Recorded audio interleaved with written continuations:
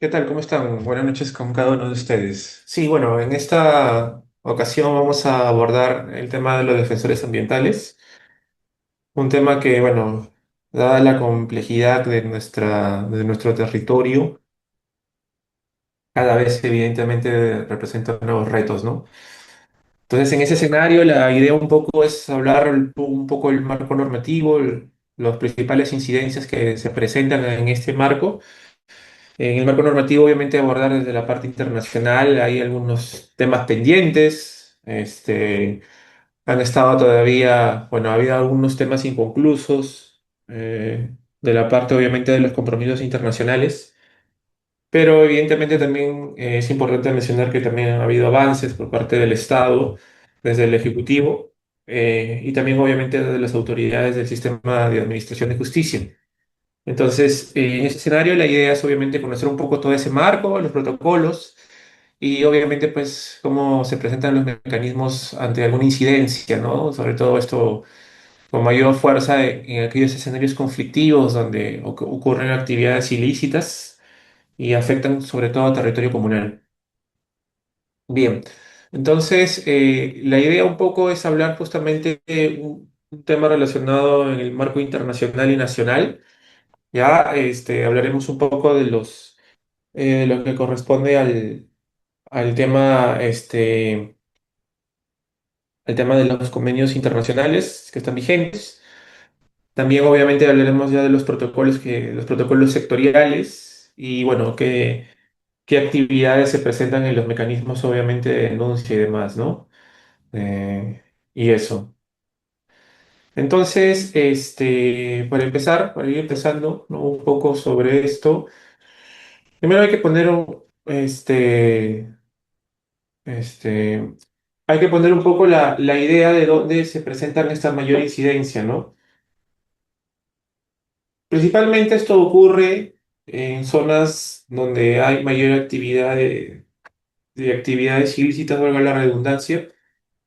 Se presentan en escenarios donde existe ciertamente poca presencia estatal y obviamente pues ocurren, ¿no? En situaciones en donde está presente temas relacionados como el tráfico de tierras, temas como también obviamente el narcotráfico, muchas veces también cultivos ilegales, tala ilegal, minería ilegal, entre otros, ¿no? Principalmente se alojan en el ámbito de la Amazonía, como he mencionado, pues son áreas más específicas donde la presencia del Estado es menor, ¿no? Afecta principalmente a personas que se oponen al, al ámbito de este tipo de actividades, ¿no?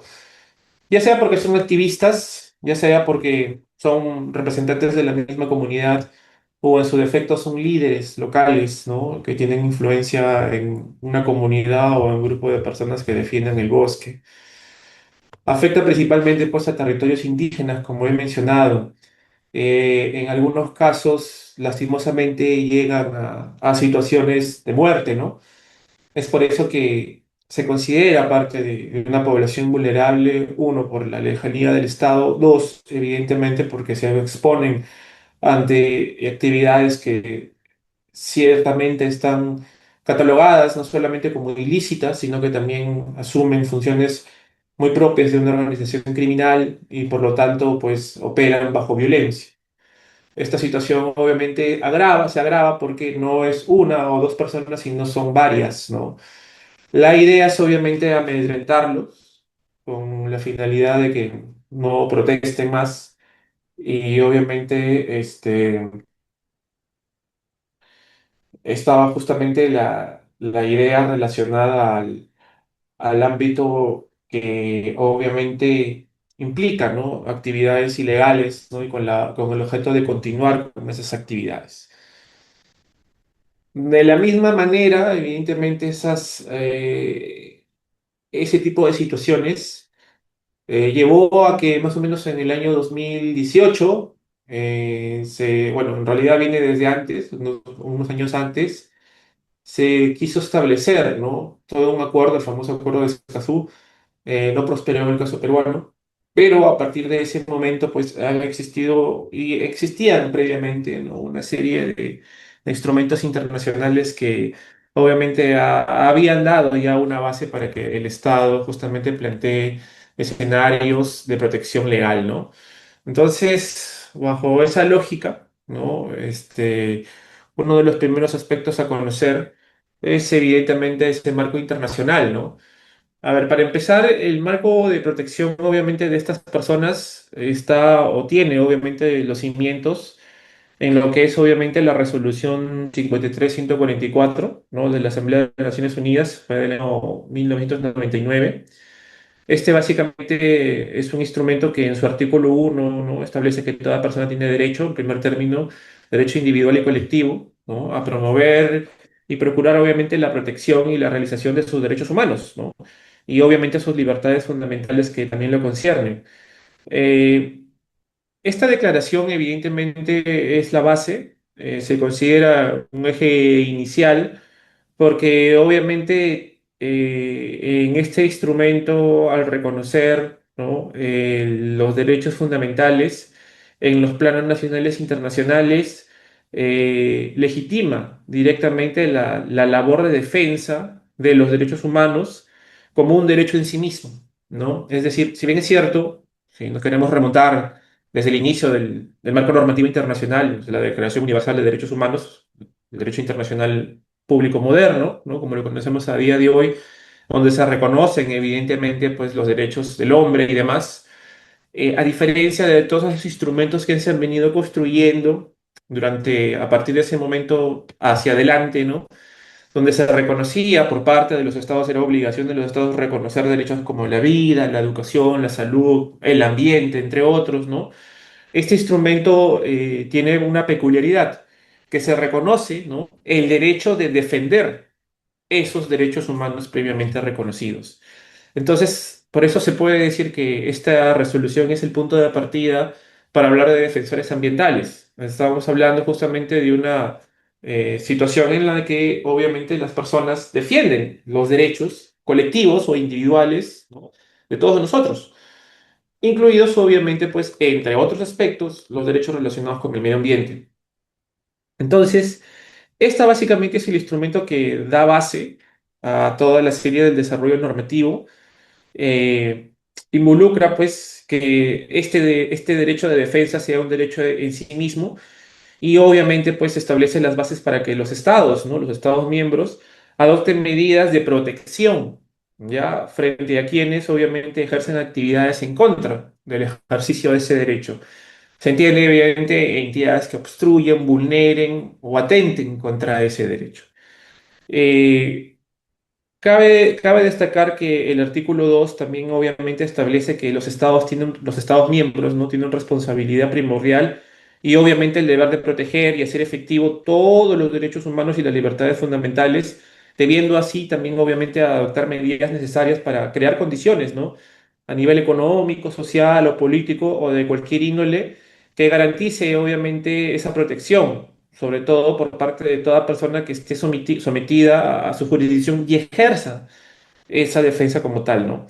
Entonces, entiéndase no solo que es esta resolución como tal plantea las bases para el desarrollo, obviamente, o el reconocimiento del ejercicio de esta defensa, sino que también en su artículo 2 también plantea la obligación estatal de proteger a quien realice la defensa de estos derechos, como obviamente ámbito de protección en sí mismo, ¿no? Eh, entonces, básicamente, pues se establece que se deben reflejar todas las garantías jurídicas requeridas para toda persona sometida a dicha jurisdicción en todos los derechos y libertades que así lo conciernen, ¿no? Entonces, este mandato obviamente pues resulta especialmente relevante porque con ello se reconoce el punto de partida para quien defienda todo derecho humano, entre ellos obviamente el derecho colectivo o el derecho difuso a un ambiente sano y equilibrado, sea parte obviamente de este ámbito de protección, ¿no? Cabe destacar también que el artículo 12, ¿no? También establece que el Estado garantiza la protección de las autoridades competentes, ¿no? Eh, bueno. Concretamente plantea que el Estado garantiza a través de sus autoridades competentes, ¿no? La protección a toda persona frente a cualquier violencia, amenaza, represalia, discriminación, hecho negativo, presión o cualquier otra acción arbitraria que resulte obviamente atentatorio contra el ejercicio de este derecho, ¿no? Entonces, sobre las bases o sobre las pautas, evidentemente, de esta idea, este mandato en este artículo 12 expresa obviamente que, pues, que el Estado en sí mismo, ¿no? El Estado miembro debe reflejar cualquier mecanismo efectivo, ¿no? Y debe adoptarlo para lograr su protección. Esto podríamos mencionar pues que también da las bases para que se creen mecanismos intersectoriales para la protección justamente de los defensores ambientales. Ese también es un punto de partida, los mecanismos intersectoriales que respaldan obviamente los protocolos de actuación frente obviamente a cualquier condición que atente contra la defensa o la protección de estos defensores como tal. Este también obviamente pues es el artículo 12 plantea, ¿no? Las reglas del juego que dan sustento a los protocolos que luego vamos a ver más adelante, ¿no? Y obviamente, pues, ¿no? En el ámbito del sistema interamericano de derechos humanos, ¿no? La propia Comisión Interamericana ha desarrollado, obviamente, un estándar relevante para la protección de defensores ambientales, ¿no?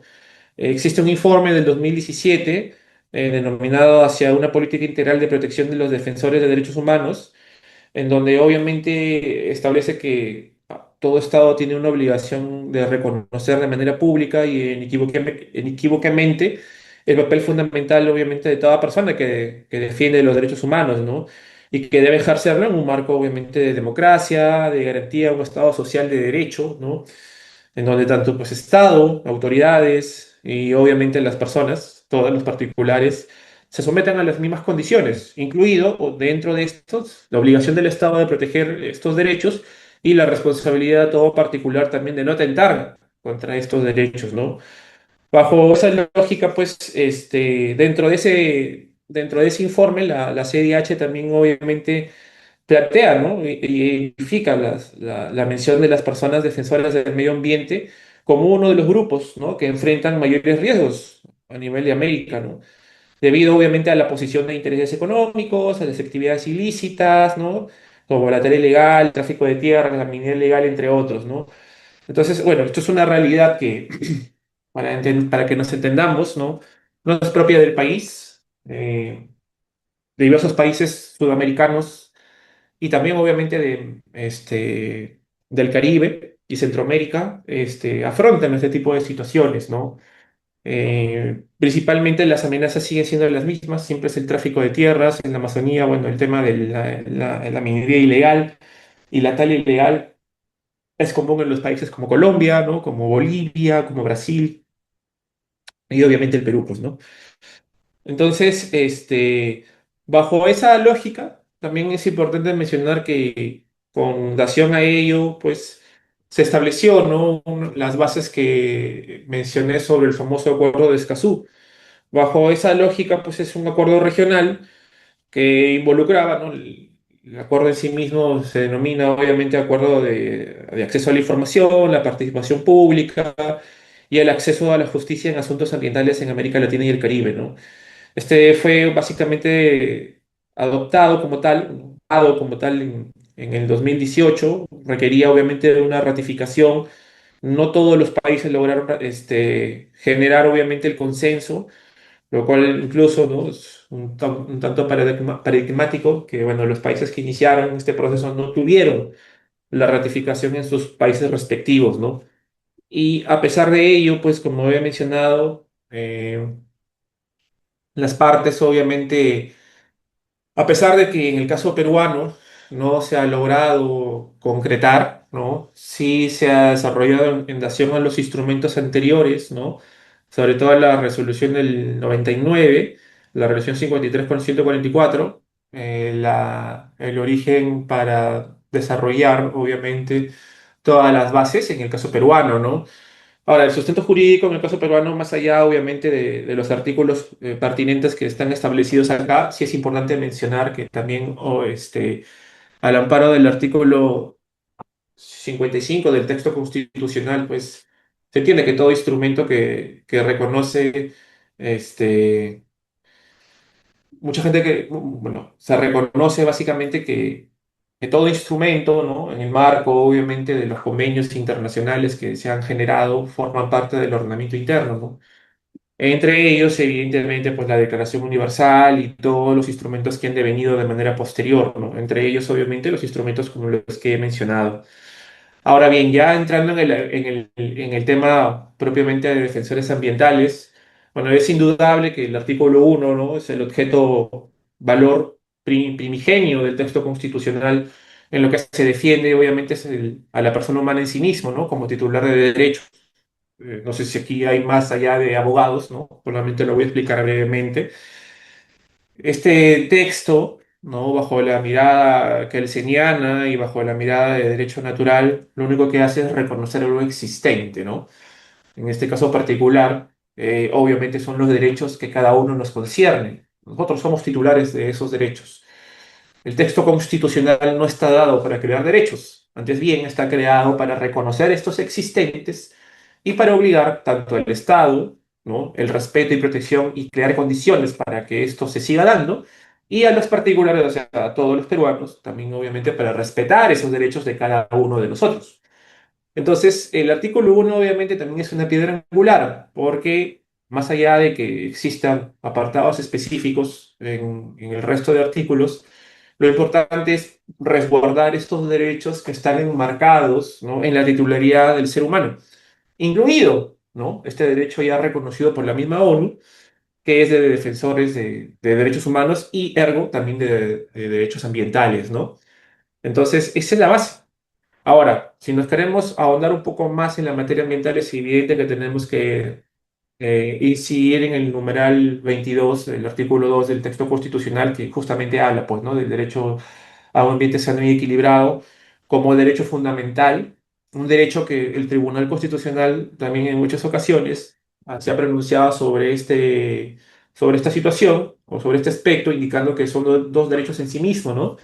Es decir, este involucra, ¿no? El derecho a disfrutar y gozar de ese medio ambiente, ¿no?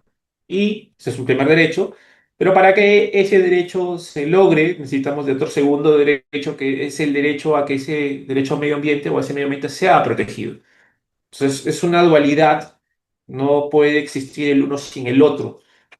Se entiende entonces que los defensores ambientales encajan justamente en esa otra parte o en esa otra dimensión o en ese otro derecho que está constituido en este inciso 22, ¿no?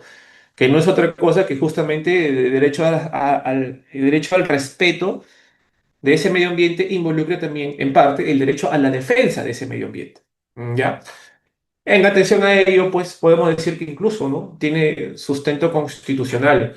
Ahora, es importante mencionar que, si bien es cierto, no existe en nuestro texto constitucional, ¿no? Un derecho per se que indique derechos de los defensores ambientales, es importante mencionar que nosotros, en nuestro texto constitucional, tenemos la cláusula abierta, tenemos el numerus apertus que está básicamente en el artículo tercero del texto constitucional, que básicamente lo que dice en sencillo es que el Estado reconoce otros derechos no enunciados en el texto constitucional, pero que se derivan y son compatibles con el resto de derechos que sí son reconocidos por el texto constitucional, ¿no?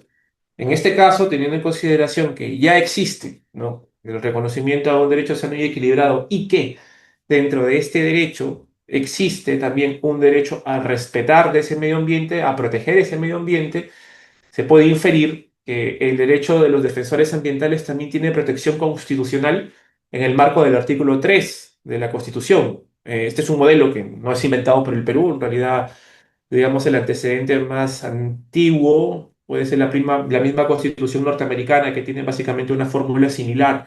El Tribunal Constitucional también se ha pronunciado en muchas ocasiones sobre la dación del artículo tercero, ¿no? Como una garantía que reconoce muchos derechos.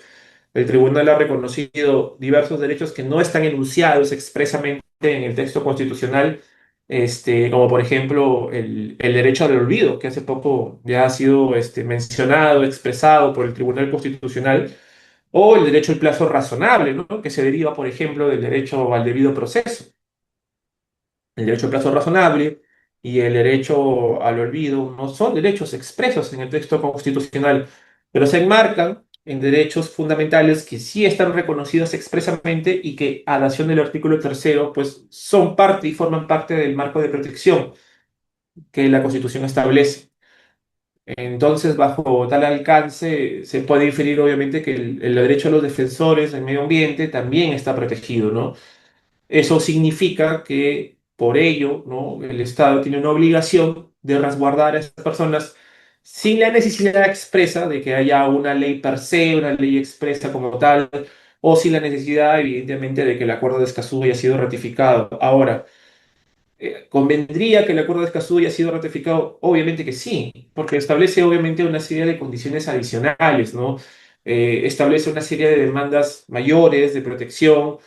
Inclusive, pues, refuerza el tema de transparencia y acceso a la información ambiental en muchos ámbitos y plantea, obviamente, un principio, ya no es de vanguardia, en realidad también está reconocido en el marco del derecho internacional, que es el derecho de progresividad, ¿no? O de no regresividad, más que todo, el derecho de no regresividad en temas ambientales. Entonces, evidentemente, sí, es un tratado bastante oportuno, pero lastimosamente, pues eso no, a pesar de que no ha sido ratificado, no incide en el marco de protección de los defensores ambientales, ¿no? Entonces, esto es importante tomarlo en consideración porque evidentemente, a pesar de que no hay una mención expresa en el texto constitucional, no significa que no tenga una protección a ese nivel. Por lo tanto, sigue siendo, ¿no? Un derecho fundamental. De hecho, esto es un poquito de teoría de derecho constitucional, pero es importante que ustedes lo conozcan, ¿no? Los derechos humanos, ¿no? Una vez que son reconocidos por los textos constitucionales, pasan a llamarse derechos fundamentales. Por lo tanto, este derecho humano de proteger derechos humanos que está reconocido por la ONU, evidentemente, a su vez, ¿no? Como forma parte del numerus apertus, de la cláusula abierta, a su vez corresponde también llamarla a sí mismo como un derecho fundamental dentro del ordenamiento jurídico peruano. También evidentemente pues el artículo 44 establece justamente deberes primordiales del Estado, entre ellos obviamente garantizar la plena vigencia de los derechos humanos, lo que obliga al Estado obviamente a adoptar medidas positivas para proteger obviamente a quienes defienden los derechos, ¿no? Esa es básicamente ha sido la ruta que ha seguido el Ministerio de Justicia. No ha podido seguir la otra ruta porque involucra pues una mirada constitucional de las cosas, ¿no? Se entendería que sería en todo caso el tribunal quien lo plantee, pero eso no significa, ¿no? Que no se podría presentar, digamos, en un escenario. De hecho, sí ha habido casos, ¿no? Falta un pronunciamiento expreso del tribunal, pero bajo la mirada netamente del derecho internacional público, los derechos humanos y obviamente el derecho constitucional, justamente debe tener esa mirada, ¿no? Y esa es la mirada que, bueno, ustedes, que algunos son abogados, ¿no? Deben plantearlo cuando se enfrenten a este tipo de situaciones, ¿no? Sobre todo cuando quieren plantear temas de acciones de amparo y demás. Entonces, esa es una mirada bastante interesante porque la idea justamente no se circunscribe únicamente, ¿no? En protocolos o denuncias per se, sino que hay una afectación profunda de por medio, ¿no? Estamos hablando de un derecho fundamental de la más alta envergadura, porque obviamente, como ya hemos sustentado, tiene reconocimiento constitucional, a pesar de no ser dado de manera expresa en el ordenamiento jurídico o en la norma supra que he mencionado, ¿no? Entonces, esa es una base primordial que obviamente pues sustenta por qué actualmente estamos hablando de este tema en el caso peruano, ¿no? Ahora bien, también las entidades se amparan en otras normas de desarrollo, entre ellos obviamente la propia Ley General del Ambiente. Cabe destacar, por ejemplo, que esta ley, ¿no? Que fue dada en el 2005 tuvo la oportunidad, ¿no? De recoger lo que ya el tribunal ya había dicho en el expediente que recae, bueno, en la sentencia que recae en el expediente 048/2004, donde justamente se establecía, ¿no? Lo que es un derecho a gozar un ambiente sano y equilibrado, ¿no? El concepto, ¿no? Que está circunscrito en el artículo 1 de la Ley General del Ambiente es el fiel reflejo de esa sentencia, ¿no? menciona expresamente, ¿no? Toda persona tiene el derecho irrenunciable a vivir en un ambiente saludable, equilibrado y adecuado en el pleno desarrollo de la vida. Y el deber, ¿no? Ahí está la mirada, derecho y deber. Y el deber de contribuir a una gestión efectiva ambiental para proteger el ambiente, así como sus componentes, ¿no? El tema de los componentes también obviamente es una adaptación inicial que dio el Tribunal Constitucional, porque el Tribunal Constitucional cuando se pronuncia sobre el tema de medio ambiente, no solamente se restringe a hablar de los elementos bióticos y abióticos, ¿no? Sino que habla además, por ejemplo, de los componentes sociales y culturales, ¿no? Como componentes primarios de este concepto de medio ambiente. Entonces, atentar contra una comunidad en temas ambientales no es únicamente, disculpen la palabra, ¿no? Derribar árboles, ¿ya? Disculpe que sea así de seco, porque quiero que se entienda que hablar de afectación de derechos ambientales involucra también afectar modos de vida, ¿no? Modos de vida a razón de acciones que atentan contra el entorno. Por ejemplo, si a mí me talas un bosque, soy un líder comunal, indígena, ¿no? Que tengo como medio de subsistencia el bosque en sí mismo, a través de la caza por subsistencia, que me arrases el bosque, significa evidentemente que no voy a tener un medio para poder alimentarme. Si me contaminas el río con mercurio, obviamente no voy a tener peces de los cuales alimentarme, ¿no?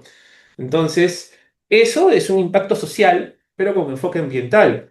Lo mismo, evidentemente, ¿no? Si llegan mineros ilegales, ¿no? Que atentan contra mi forma de ver las cosas, con mi estructura social, con mi jerarquía social, con mis conceptos, mi mirada sobre el entorno, evidentemente también estás afectando mi identidad cultural, pero con un enfoque ambiental porque se está produciendo a razón justamente de una actividad ilícita sobre el entorno, ¿no? Dice, entonces se desprende que el Estado tiene el deber de proteger los defensores ambientales ya que tiene un derecho a vivir en un ambiente saludable. Así es, estimado Camilo, pero la base, recuerda. O sea, podemos enmarcarlo en el numeral 22 y no hay problema. Nos podemos enmarcar el numeral 22 del artículo 2 y no hay problema. Pero para hablar realmente de un derecho per se, tienes que hablar un poco de su autonomía. Entonces, significaría sustentarlo a su vez en esta declaración de la ONU, como también, sobre todo, ¿no? En el artículo tercero de la Constitución y no en el artículo segundo. Claro, el artículo segundo plantea la base que es un derecho a un ambiente sano y equilibrado. Pero el artículo tercero me abre la posibilidad de reconocer otros derechos, entre ellos, ¿no? El derecho a la defensa de los derechos ambientales, y que a razón de ese reconocimiento expreso, que, bueno, ese reconocimiento implícito que está al amparo del artículo tercero, estamos hablando de que es un derecho fundamental en sí mismo que amerita protección del Estado, ¿no? Entonces, a eso vamos. Ahora, ¿por qué el Ministerio de Justicia no lo ha hecho así? Es evidente, ¿no? El Ministerio de Justicia, bajo el principio de legalidad, tuvo que ampararse bajo, obviamente, lo que está establecido de manera expresa en la Constitución, porque esto último que he mencionado, esta mirada, requiere un pronunciamiento del máximo intérprete constitucional, ¿no? Que es el tribunal. O sea, el tribunal tiene que decirlo así. Pero evidentemente, mientras no haya un pronunciamiento como tal, el Ministerio de Justicia se ha amparado básicamente en el artículo 2, en el artículo 44 y en el artículo primero. Pero, ¿no? Una vez más reitero, ante una situación de afectación de derecho fundamental, veas en el marco de una acción de amparo, es correctamente entendible sustentar esto para que el mismo tribunal en su oportunidad también, ¿no? exprese esta postura y obviamente ya tengamos una jurisprudencia donde justamente se pronuncie sobre esta mirada, ¿no? Han habido varios casos de derechos no enunciados, como también se les menciona, o no enumerados. Ya les hablaba del derecho al olvido, hemos hablado del plazo razonable. Este, existen el derecho a la verdad, si mal no recuerdo, también en su oportunidad el tribunal se pronunció. Ahora, el tribunal sí tiene una postura un poco distinta, ¿no? Yo sí discrepo, porque el tribunal en una oportunidad mencionó que recomienda aún así que estos derechos no enumerados en algún momento se incorporen al texto constitucional. Desde mi punto de vista, Desde mi mirada, como ustedes pueden tener una mirada completamente distinta, ¿no? Y eso es válido. Pero desde mi mirada de cómo debe ser entendido un texto constitucional, yo soy muy,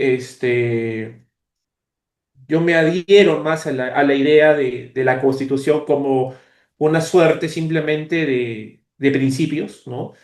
Y mientras más minimalista el texto constitucional, para mí, ojo, para mí es mejor, ¿no? ¿Por qué? Porque un texto constitucional no tiene un enfoque ni de reglamento ni de código, ¿no? En el derecho sudamericano también tenemos esta tendencia, ¿no? Si ustedes han visto la última propuesta de constitución que quiso hacer Chile, ¿no? En su reforma constitucional, pues básicamente era un código, ¿no? Y esa no es la idea, ¿no? La constitución norteamericana o la Declaración de Derechos de Bill of Rights de Inglaterra, básicamente son un conjunto de principios, ¿no? Y esa es la mirada que debe tener porque una norma supra debe superponerse a un sinfín de realidades y a un sinfín de escenarios, ¿no? No quiere decir con eso que sea inmutable, porque eso escapa obviamente a la propia naturaleza del derecho en sí mismo, pero que tenga cambios mínimos, ¿no? Porque el resultado sería lo contrario, ¿no? Sería lo que tenemos actualmente, 12 constituciones, con la mira de tener más constituciones en futuro, solo por el hecho de estar modificando para entender que eso, mientras esté en la constitución, ya es una realidad jurídica. Y bajo la teoría, evidentemente, de los derechos humanos, bajo la mirada constitucional ortodoxa, pues desde mi punto de vista no debe ser así. Por lo tanto, yo sí difiero de esta postura del Tribunal Constitucional, ¿no? De incorporar sí o sí, porque sería básicamente un hecho este, completamente irreal, ¿no? Imagínense, cada día aparece una nueva necesidad que se transforma en un derecho, ¿no? Entonces sería una situación un poco complicada. No a ti, estimado. Bien, entonces, bueno, a razón de esto, también obviamente existe una política pública. Bueno, aquí está obviamente también la creación del Ministerio del Ambiente, ¿no? El Ministerio del Ambiente también ha impulsado, gracias a, tuvo un instrumento anterior, por cierto, ¿no? Que impulsó la idea de los defensores ambientales, luego se acopló al Plan Nacional de Derechos Humanos, ¿no? Este Plan Nacional que, bueno, es del 2018 al 2021, plantea obviamente dentro de su contenido una serie de situaciones e instrumentos que habla justamente de todos los derechos humanos y eso da la base también obviamente de los derechos ambientales, ¿no? Entonces, este plan reconoce obviamente que hay grupos especiales de protección que contienen obviamente una acción estratégica para fomentar mecanismos, ¿no? Que garanticen el ejercicio seguro de la labor pacífica y no violenta, retributiva o gratuita, ¿no? De defensa de estos, bueno, de la defensa de estos derechos, incluidos obviamente a los defensores y defensoras de los derechos humanos, ¿no? Eso es básicamente el objetivo principal de este instrumento. Bueno, esto es esto sí que hay que reconocer que esto es una política que se dio en el marco propio de un cambio de paradigma, de desarrollo de políticas públicas. Me parece que esto ocurrió antes del reglamento de políticas públicas que también data del mismo año, del 2018, pero sí plantea obviamente una meta bastante retadora, ¿no? Involucra básicamente la protección absoluta de todos los defensores y de los derechos humanos. Situación que, bueno, lastimosamente es un tema un tanto irreal, ¿no? Considerando que el Estado es débil, ¿no? Y obviamente, pues, muchas veces la actuación del Estado es más reactiva que preventiva, ¿no? Aunque la idea, obviamente, de los protocolos es cambiar esa tendencia, ¿no? Bien, a razón también de esto se plantea justamente el Decreto Supremo 04/2021. Este básicamente es el famoso mecanismo, ¿no? Intersectorial para la protección de las personas defensoras de derechos humanos. El ente rector, ¿no? Como su propio nombre lo indica también el Ministerio de Justicia y de Derechos Humanos, es justamente el MINJUS, ¿no? Y este básicamente es un instrumento que constituye, digamos, por así decirlo, en el ámbito ya administrativo, ¿no? El más importante. Dentro de ellos, obviamente, está la protección ya expresa, el derecho de los defensores ambientales, ¿no? Y obviamente habilita al Ministerio del Ambiente a establecer justamente ya protocolos sectoriales. Evidentemente, esto, como se puede ver, no es un instrumento que se agota únicamente en el tema de derechos ambientales per se, involucra también obviamente una mirada de otros derechos humanos y en atención a ello, pues cada ministerio, en función al derecho que ellos protegen, ¿no? Como cultura, el interior, ¿no? Población, mujeres y poblaciones vulnerables, ¿no? Ha creado justamente una serie de actividades e incluso hasta de programas, ¿no? El tema, por ejemplo, del Ministerio de las Mujeres es el tema del programa Aurora, ¿no? Cultura, obviamente, se enfoca en los pueblos indígenas y afroperuanos, el Ministerio del Interior, entre otros, ¿no? O sea, básicamente es una mirada multisectorial, como también la plantea los instrumentos internacionales y de lo de la Corte Internacional, para obviamente pues establecer justamente por cada sector un mecanismo específico de acuerdo al derecho que ellos resguardan, ¿no? Entonces, este decreto supremo es el punto de partida. En su artículo 2, por ejemplo, establece los principios, ¿no? Que justamente rigen esta mirada. Eh, Principios obviamente intersectoriales que se agotan obviamente en las actuaciones propias de cada entidad pública, ente rector, slash ente rector, ¿no? Si entiendes, a los ministerios, ¿no? Y en el artículo tercero justamente ya establece los mecanismos intersectoriales, ¿no? Eh, Plantea básicamente la idea, ahí es donde justamente ya entra la conceptualización per se, ¿no? Porque define obviamente la defensa de los derechos humanos, ¿no? Es el primer acercamiento a nivel conceptual. Lo establece como toda actividad, ¿no? Parece que aquí le hemos puesto. Sí, ya, aquí está, ¿no? Lo plantea como toda actividad de promoción, protección o defensa que de manera pacífica contribuye con la realización de los derechos humanos y las libertades fundamentales sin recurrir, obviamente, al uso de la violencia, con arreglo al derecho nacional e internacional, ¿no? Es importante mencionar esto, ¿no? O sea, existe en el ámbito ya ambiental una suerte de activismo que no sé si ustedes han visto Greenpeace y demás, ¿no? Que son muy disruptivos, ¿no? Eh, Intentan de cierta manera atacar actividades bastante controversiales para el nivel de la sociedad mundial, ¿no? Por ejemplo, el tema de caza de ballenas, no sé que es un tema alejado de nuestra realidad, pero lo que quiero mencionar es lo siguiente, ¿no? El ámbito de protección de los defensores ambientales se pierde justamente cuando se ejerce la violencia. Es muy similar a el ámbito de intervención, obviamente, o el ámbito de protección del principio de participación, del derecho a la participación ciudadana en la gestión ambiental, ¿no? El derecho, eso está expresado en la Ley General del Ambiente, ¿no? Y se menciona de manera expresa en el título preliminar que indica, ¿no? De manera tácita que ese derecho se ejerce de manera pública y pacífica. Esto es así, esto se traslada, por ejemplo, cuando se trata de hacer un proyecto público o privado, ¿no? Y se establecen protestas, ¿no?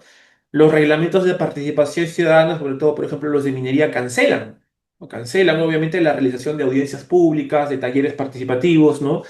Incluso, en algunos casos, se exonera de ese requisito, ¿no? Y se da continuación al proceso de evaluación del impacto ambiental de los proyectos, porque evidentemente se entiende que se ha excedido los límites, ¿no? De el ejercicio de ese derecho, el derecho a la participación ciudadana en la gestión ambiental.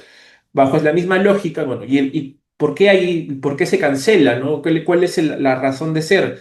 Que obviamente, ¿no?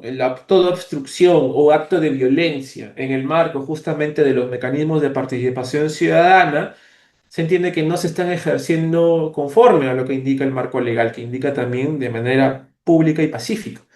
Entonces, en este escenario, en el caso también, obviamente, de los defensores ambientales, se expresa de esa manera, ¿no? Ahora, esto no significa que un defensor ambiental que esté en una situación bastante crítica no puede ejercer su derecho a la defensa, ¿no? A la legítima defensa. Evidentemente, sí lo puede hacer. Es una excepción, obviamente, no hay problema. Pero el tema es que no se puede alegar ser defensor ambiental y amedrentar, extorsionar y demás, ¿no? Por eso, ¿no? Muchos temas relacionados a los defensores ambientales, de la contraparte, ¿no? De la contraparte que también se hace ante la justicia como también víctima, ¿no? justamente suelen atacar por ese lado, ¿no? Por la idea de que no, esta persona, este comunero, no me amenazó, me agredió, me quiere extorsionar, ¿no? Es la forma más, digamos, clásica, ¿no? De hacer una especie de contrademanda. Pero la idea es que sí se tiene que enmarcar de manera idónea, ¿no? Porque este decreto supremo lo plantea de manera muy clara. Se tiene que hacer justamente sin recurrir a la violencia. O sea, básicamente se tiene que hacer de manera pacífica. Ahora, eso involucra, obviamente, protestas, sí, evidentemente, sin recurrir a la vulneración de la propiedad privada, sin atentar, obviamente, contra el derecho a la integridad o la vida de terceros, eso es evidente, pero vuelvo a reiterar, ¿no? Eso no significa que yo sea una especie de Mahatma Gandhi, ¿no? Y me deje básicamente atacar por terceros, ¿no? Si obviamente atentan contra mi vida, tengo el derecho a defenderme, ¿no? Este es un tema que siempre sucede, ¿no?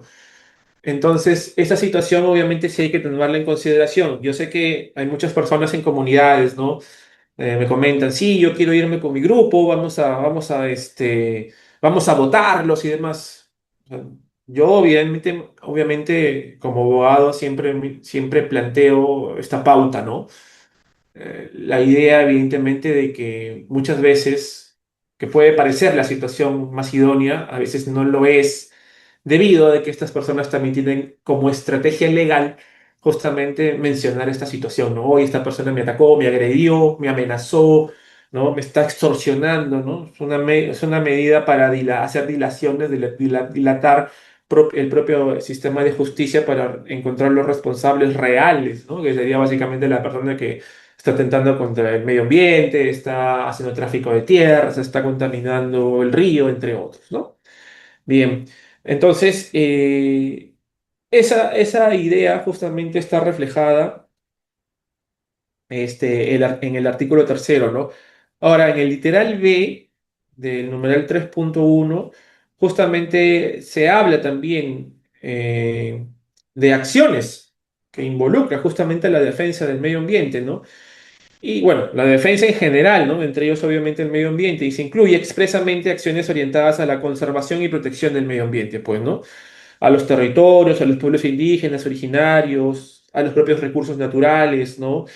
Importa mucho, por ejemplo, las comunidades que de manera expresa parte de su territorio, ¿no? Lo conservan, ¿no? Bajo un mecanismo legal, una área de conservación privada, algún otro mecanismo, ¿no? Una servidumbre ecológica bajo el amparo del Código Civil, según sea el caso, ¿no? Pero la idea es que esto está expresado en el numeral 3.1. Ahora, también el numeral 3.2 hace la definición de lo que es la persona defensora de derechos humanos, ¿no? Y básicamente involucra que es toda persona que actúa de forma individual o como integrante de un colectivo, o sea, puede ser de manera como persona natural o en representación de un comité de defensa, de una comunidad, según sea el caso, ¿no? También habla de un grupo étnico-cultural, ¿no? Por ejemplo, no sé, la población Matsés, o la población Aguajún o Xaninca, según sea el caso, ¿no? Organizaciones, una asociación civil, por ejemplo, ¿no? También plantea una entidad pública o privada, ¿no? Eso es lo que define así, ¿no?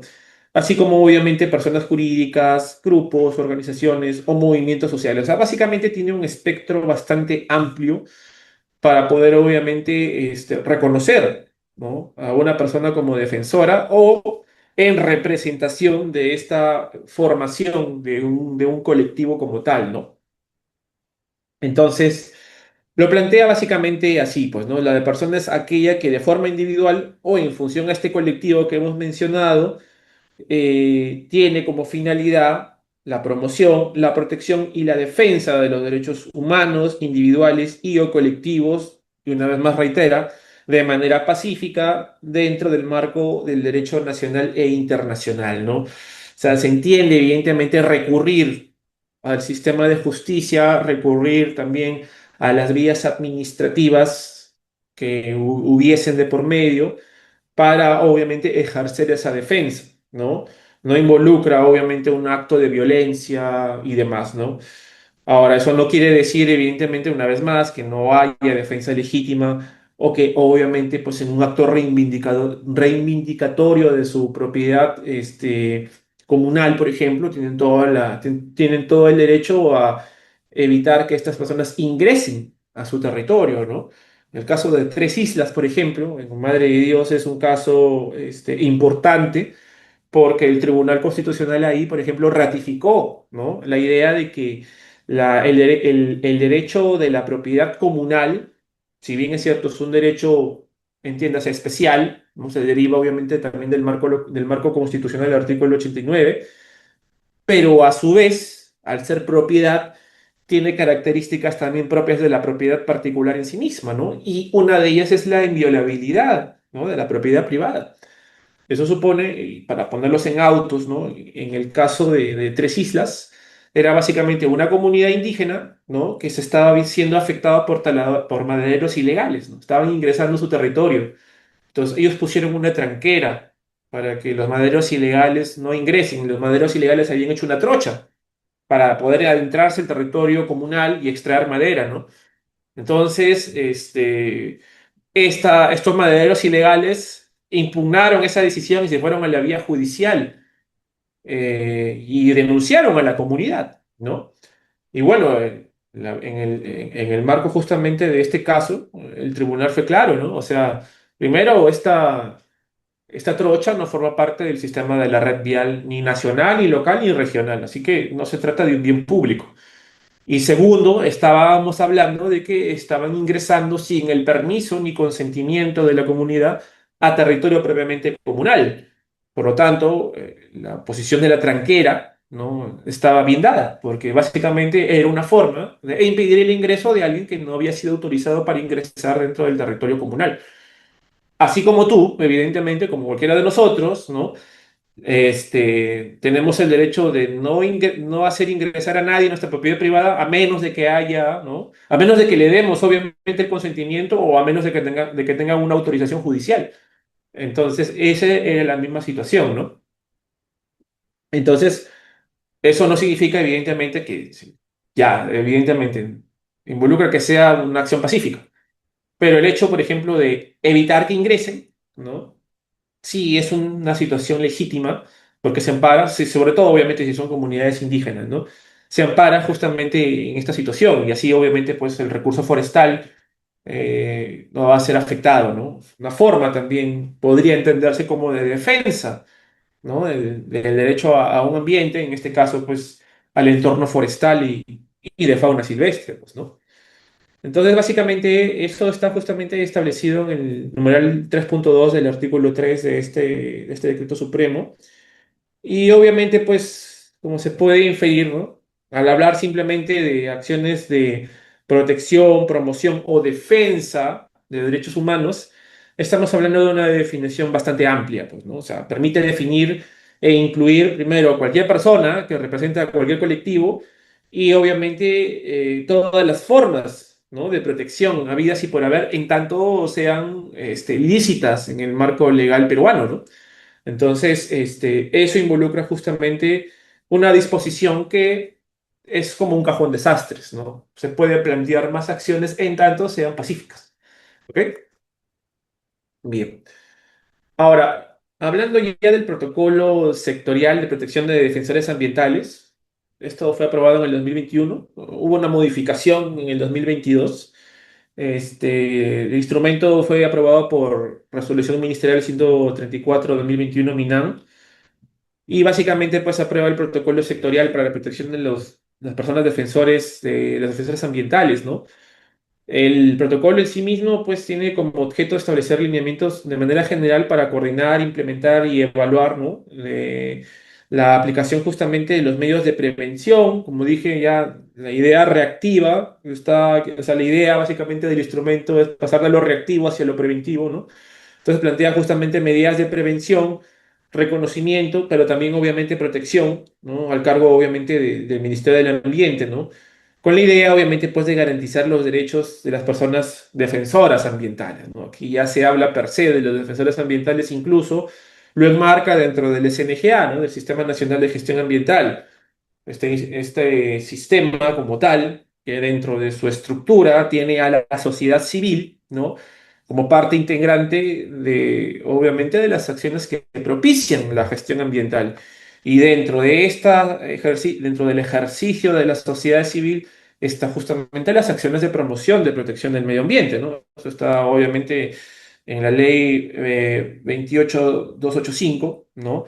Que está justamente, fue aprobado en el 2004, su reglamento que, bueno, fue actualizado en el 2024, 012-2024, donde justamente se enmarca, ¿no? Entonces, la idea de abordar el defensor ambiental se enmarca justamente dentro del SNGA y eso involucra también una capacidad de que el defensor ambiental se puede entrelazar a los sistemas regionales de gestión ambiental a través de las CAR o a través de las CAM en el sistema local de gestión ambiental, entre otras formas de gobernanza que plantea el propio Estado, ¿no? De hecho, ¿no?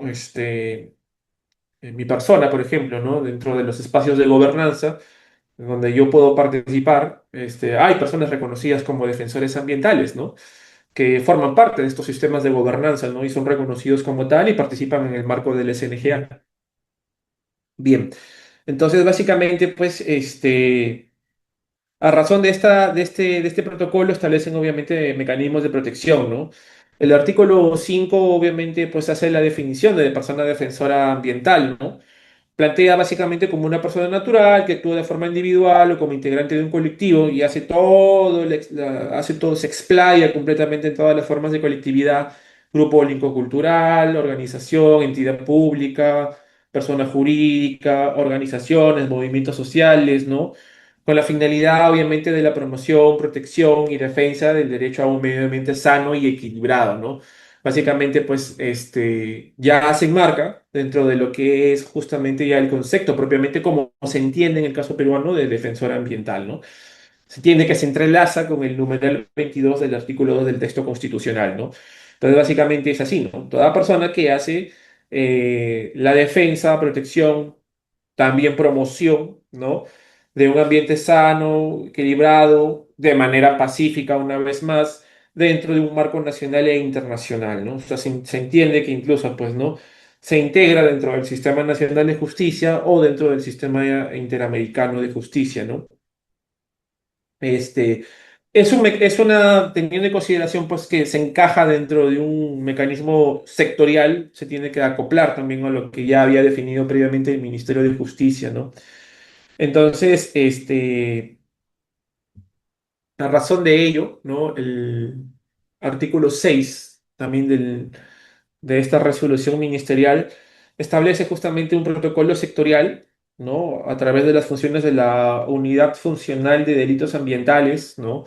Para que se entienda, una unidad funcional es como una especie eh, de subdivisión organizativa, ¿no? Forma parte expresa del Reglamento de Organizaciones y Funciones, no está reconocido en el Reglamento de Organizaciones y Funciones, pero se crea, ¿no? Para justamente sustentar una actividad que requiere una atención específica, ¿no? Sin la necesidad de poder justamente modificar el Reglamento de Organizaciones y Funciones, ¿no? Bueno, dada la burocracia estatal, el Reglamento de Organizaciones y Funciones es todo un tema, modificarlo, ¿no? Requieren, si estás en el Ejecutivo, pues tener pronunciamiento de la Secretaría de Gestión Pública de la PCM, según sea el caso, ¿no? Y obviamente, pues involucra una serie de pasos que por eso muchas veces muchas entidades no actualizan su ROF como se debería. Para lograr un poco de agilidad, se creó el mismo reglamento que establece la estructura organizacional del Estado que sustenta la creación y actualización de los ROF, plantea esta idea de las unidades funcionales, ¿no? Que evidentemente pues, se aprueban con resolución ministerial y que tienen unas funciones específicas dentro justamente de esa resolución. Entonces, esto ya había sido creado creo que en ese mismo año o un año anterior, la UNIDA, que es la Unidad Funcional de Delitos Ambientales, ¿no? Y justamente, pues, básicamente lo crea ahora específicamente porque hay una unidad de delitos ambientales tal cual y esta básicamente se centra ya en materia de defensores ambientales, ¿no? Y plantea, obviamente, pues, acciones relacionadas a la coordinación, de acciones de asistencia técnica para el fortalecimiento de capacidades de las personas defensoras indígenas y defensoras ambientales, ¿no? Y obviamente pues lo enmarca dentro del SNGA y ejerce obviamente en coordinación con el Ministerio del Ambiente y demás mecanismos intersectoriales, ¿no? De forma coordinada con el MINYUS, ¿no? Evidentemente pues lo que es la dinámica del Estado como tal, ¿no? No tiene nada de particular que básicamente el Estado no haga, ¿no? Entonces, estas situaciones obviamente son situaciones dentro de, obviamente, de este marco, porque sigue siendo un protocolo, lo que sí, evidentemente, sí es específico, es obviamente la idea de informar cualquier situación de riesgo, ¿no? Y elaborar informes sobre la situación de estas personas que obviamente sufren cualquier riesgo o afectación y proponer obviamente, bueno, reconocimientos honoríficos a favor de estas personas como tal, ¿no? Entonces el protocolo en sí mismo plantea una serie de ideas de prevención como tal que básicamente pues no son nada nuevo en el marco justamente de los protocolos que se establecen, por ejemplo, para minería, para conflictividad socioambiental y demás, ¿no? Lo único positivo, evidentemente, es que está centrado ya específicamente en aquella persona que ejerce, ¿no? Esta defensa. Generalmente recae en un presidente comunal, ¿no? En una autoridad local. Eh, no necesariamente puede ser el presidente, puede ser una persona que, bueno, tenga cierto respeto en la sociedad y que evidentemente es un referente, ¿no? Siempre en toda comunidad siempre hay una persona de esa naturaleza, ¿no? Que, bueno, dado obviamente que la junta directiva cambia cada 2 años, siempre hay una persona como una especie de sabio, una persona reconocida que justamente pues en ella principalmente recae esa función, ¿no? Bien, entonces el artículo 7 establece justamente funciones de los órganos de línea y programas y proyectos del Ministerio del Ambiente y obviamente a través de sus organismos adscritos, ¿no? Y obviamente, pues, como en el marco, obviamente, de todo este sistema, tienen como obligación, ¿no? Informar a la unidad, ¿no? Las situaciones de riesgo que enfrentan, obviamente, las personas defensoras ambientales, implementan, obviamente, medidas de prevención y de protección, justamente, ¿no? A efectos, obviamente, a efectos de lograr justamente el apoyo correspondiente, ¿no? Evidentemente, pues también coordinan mucho con el Ministerio del Interior, con el Ministerio de Justicia. De hecho, la obligación de informar en el marco de este sistema intersectorial parte por la premisa de que va primero al Ministerio de Justicia, ¿no? O sea, obviamente está dado justamente la idea básicamente de lo que está establecido en este decreto supremo antes mencionado, ¿no? Ahora, existe también ya en el marco justamente de lo que es el sector cultura, también otros mecanismos importantes, ¿no? Bueno, esto es el del MINAN, pero tenemos, por ejemplo, la Directiva 001/2022 del Viceministerio de Interculturalidad del Ministerio de Cultura, que también justamente establece una directiva para la protección de personas indígenas, originarias y pueblos afroperuanos defensoras, ¿no? Sí lo plantea como tal y establece disposiciones para la adopción de medidas de protección y situaciones obviamente que pongan en riesgo a este grupo, este grupo de personas, ¿no? La idea básicamente es centrarse en aquellos grupos de especial vulnerabilidad, ¿no? Sobre todo pues las personas indígenas y pueblos originarios.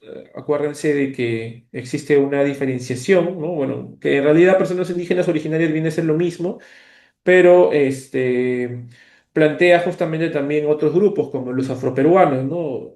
Los afrodescendientes también se entendería que formarían parte justamente de este mecanismo de protección, ¿no? Y obviamente, pues, la idea principal, como el protocolo que hemos mencionado del Ministerio del Ambiente, en este también obviamente se centra en aquellos riesgos particulares que son derivados justamente de personas que defienden, ¿no? Sus derechos, en este caso ya particular culturales, pero está interrelacionado con el tema de la defensa del bosque, la defensa de los recursos forestales y de fauna silvestre, ¿no?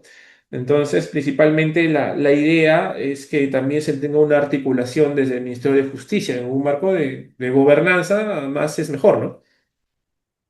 Entonces, la idea básicamente es que esta directiva, en su artículo 6, ¿no?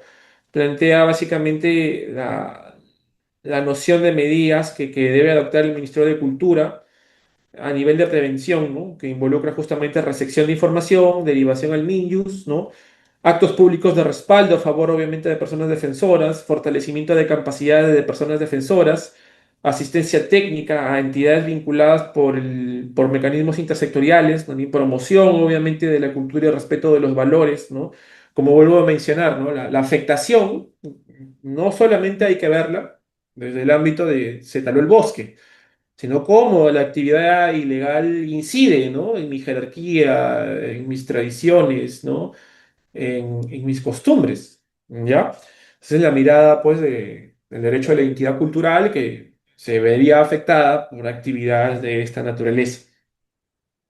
Entonces, el artículo sexto establece estas medidas, ¿no?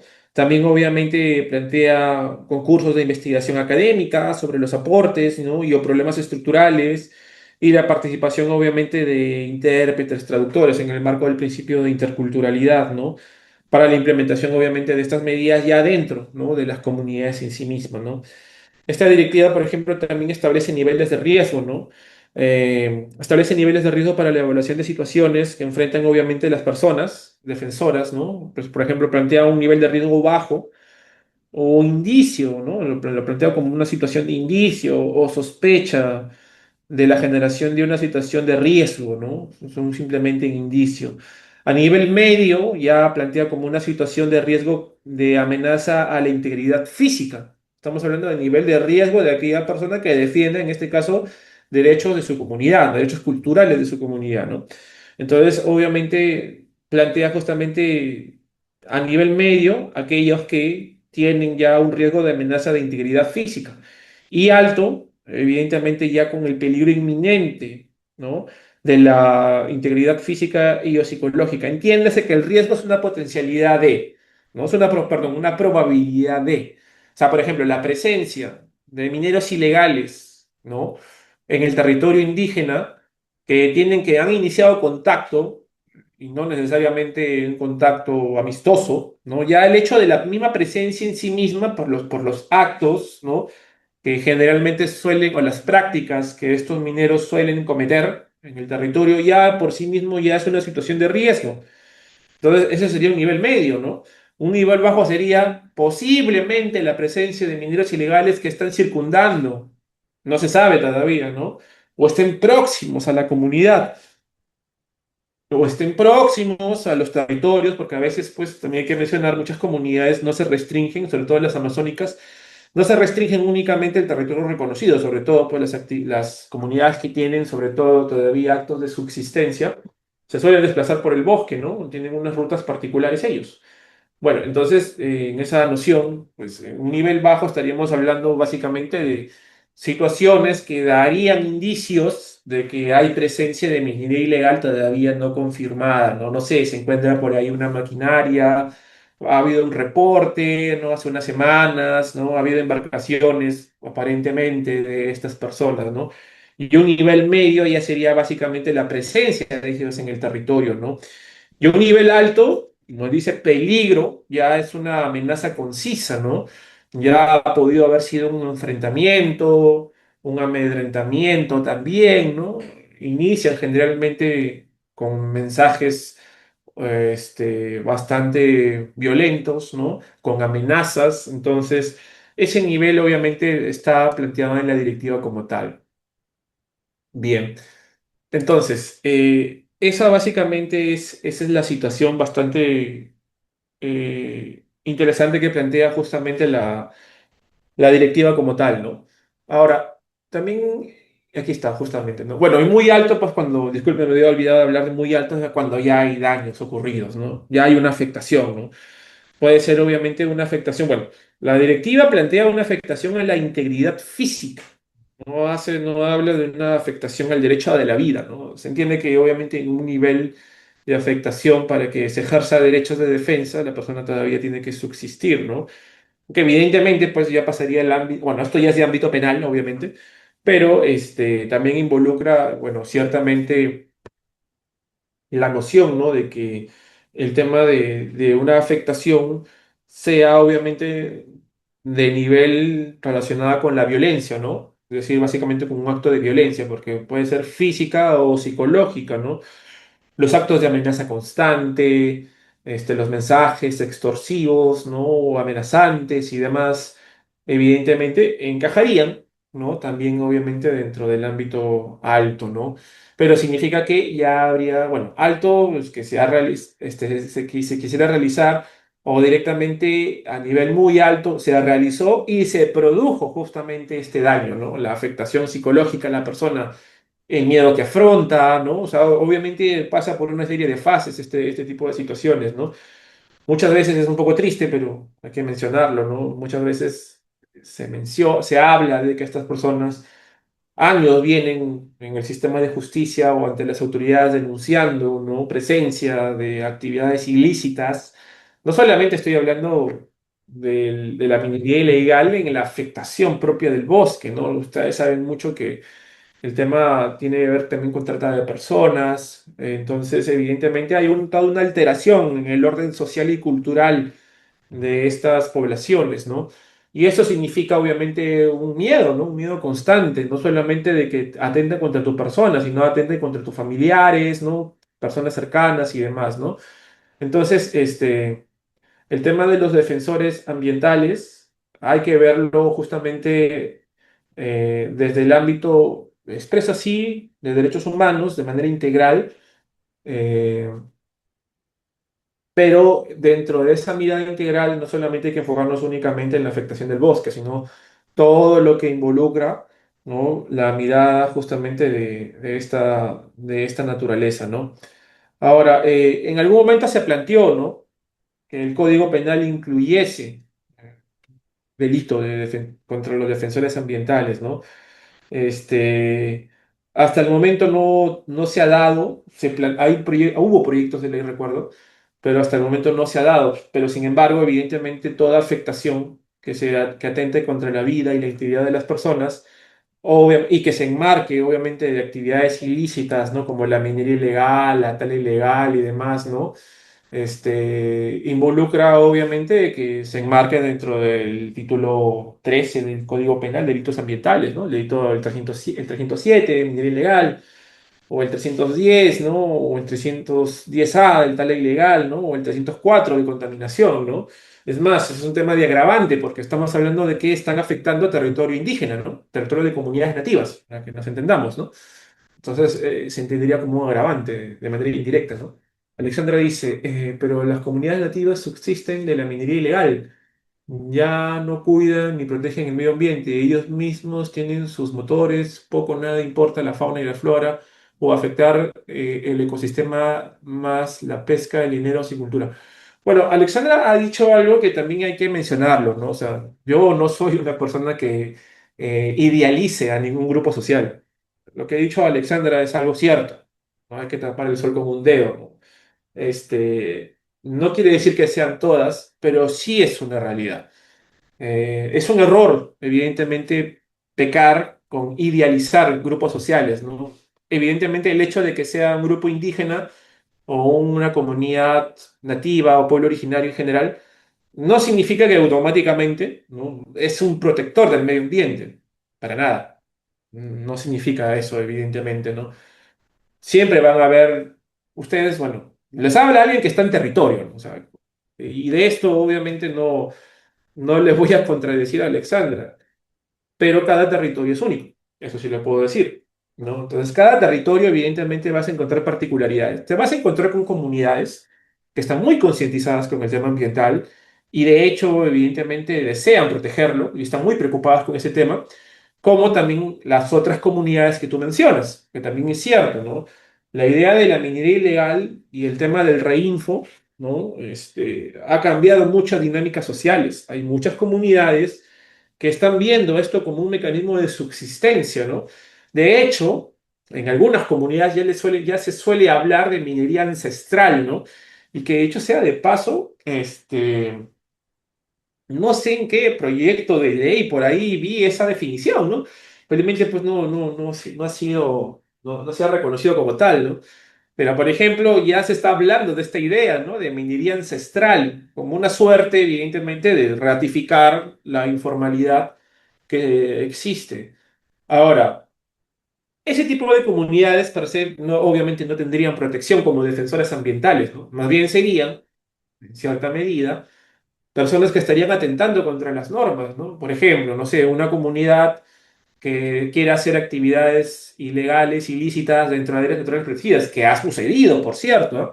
Muchas veces, obviamente, por desconocimiento. O sea, son personas que, evidentemente, que a diferencia de ustedes, pues no tienen todo el bagaje normativo a su disposición, ¿no? Ellos tienen la falsa idea de que porque es su territorio o lo que hay más allá también les pertenece, entonces suelen cometer estos actos, ¿no? Como también hay otras que están más organizadas y evidentemente a sabiendas, ¿no? De que están yendo en contra de la norma, pues por una suerte evidentemente de lejanía, ¿no? Del Estado, se valen de eso para poder obviamente cometer estos actos ilegales, ¿no? En ambos casos, o sea, conociendo o no conociendo, evidentemente estás cometiendo un delito, ¿no? Eh, Sin ir más lejos, aunque esta es una realidad distinta, por ejemplo, ese es el problema que está sucediendo actualmente en el Parque Nacional Huascarán, ¿no? De la Cordillera Blanca, en Ancash, ¿no? Las comunidades son las propias comunidades, perdón, son las que están realizando actividades de minería ilegal dentro de un área natural protegida, ¿no? Eh, Nos guste o no, esas personas van a tener que ser procesadas, ¿ya? Pero siempre es bueno hablar justamente de los matices, ¿no? Nunca hay que hablar con, ni irnos, o sea, la idea es no irnos por los extremos, ¿no? Ni idealizarlas como defensoras prístinas del medio ambiente por el simple hecho de ser comunidad, ni tampoco irnos por decir todos son contaminantes, ¿no? Siempre hay un sinfín de escalas de grises y matices, ¿no? Muchas veces no tienen el conocimiento de que lo que están haciendo puede repercutir en el tema jurídico. Se los hablo con toda franqueza porque he ido a territorios donde las comunidades piensan que lo que estaban haciendo era normal hasta que se enfrentaron con una interdicción y ya cambió su mirada, ¿no? Cambió su mirada porque actualmente pues ya saben que el Estado puede intervenir dentro de un área protegida a pesar de estar al lado de su comunidad, interviene, entonces están con temores, ¿no?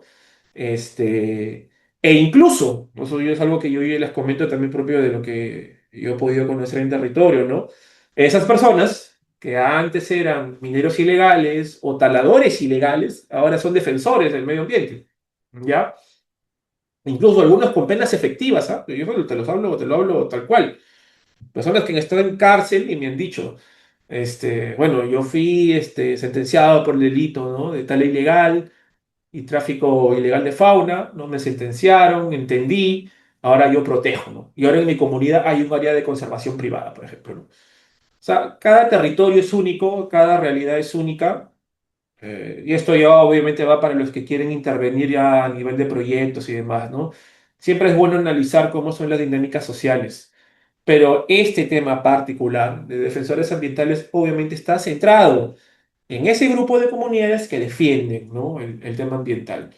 No son todos, evidentemente no son todos, pero tampoco se puede alegar que todos son los que contaminan, ¿no? Siempre hay distintas realidades, y eso te lo puedo asegurar. Yo estoy en costa, sierra y selva, y en todos lados hay justamente distintas realidades, ¿no? Entonces, eso es lo que también es bueno aclarar, ¿ya? Bien, entonces, eso. ¿Qué más? Bueno, tenemos una resolución administrativa, eh, que básicamente esto es de la Defensoría del Pueblo. Es una resolución básicamente que habla de los lineamientos de intervención del defensorial frente a casos de defensores y defensores de derechos humanos, ¿no? O sea, ustedes saben que la Defensoría del Pueblo lo que evalúa justamente es la intervención estatal frente a su rol de proteger, o sea, las entidades públicas, su rol que ellas tienen de proteger los derechos humanos, ¿no? Entonces, bajo ese rol, ¿no? La Defensoría del Pueblo también ha sacado lineamientos de intervención frente justamente a casos relacionados con defensores de los derechos humanos, ¿no? Y dentro de ellos, obviamente, hay lineamientos para establecer criterios y pautas de actuación, ¿no? Que permiten, obviamente, una intervención por parte, en este caso ya la Defensoría del Pueblo, en relación, por ejemplo, a quejas, petitorios, consultas, ¿no?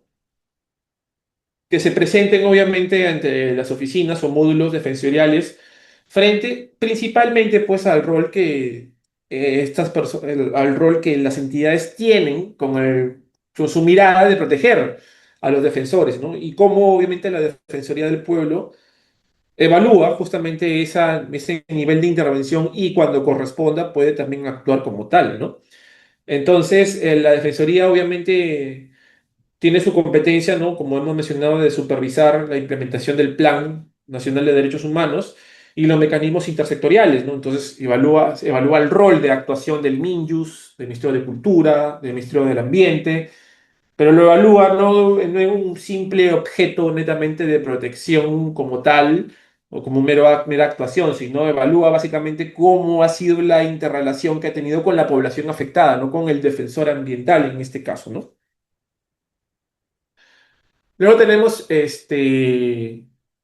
me parece que no le he puesto. Aquí está, sí. Ya. Tenemos también, obviamente, el propio Ministerio Público ha aprobado también su protocolo de actuación fiscal para la prevención e investigación de delitos en agravio también de personas de derechos humanos, ¿no? Este protocolo, obviamente, su objetivo establece justamente las herramientas para la prevención y la investigación de los delitos que obviamente afectan a estas personas y a razón de ello pues garantiza la actuación fiscal. Por ejemplo, el protocolo involucra la obligatoriedad de las fiscalías, ¿no? Que integren este subsistema de derechos humanos de justamente intercambiar información, ¿no? Entre las diversas fiscalías que integran esto. Se involucra, por ejemplo, las fiscalías de prevención del delito, las fiscalías contra la criminalidad organizada, las fiscalías de interculturalidad y terrorismo, las propias fiscalías de derechos humanos, ¿no? Todas ellas, obviamente, de intercambiar información relacionada al caso per se, ¿no?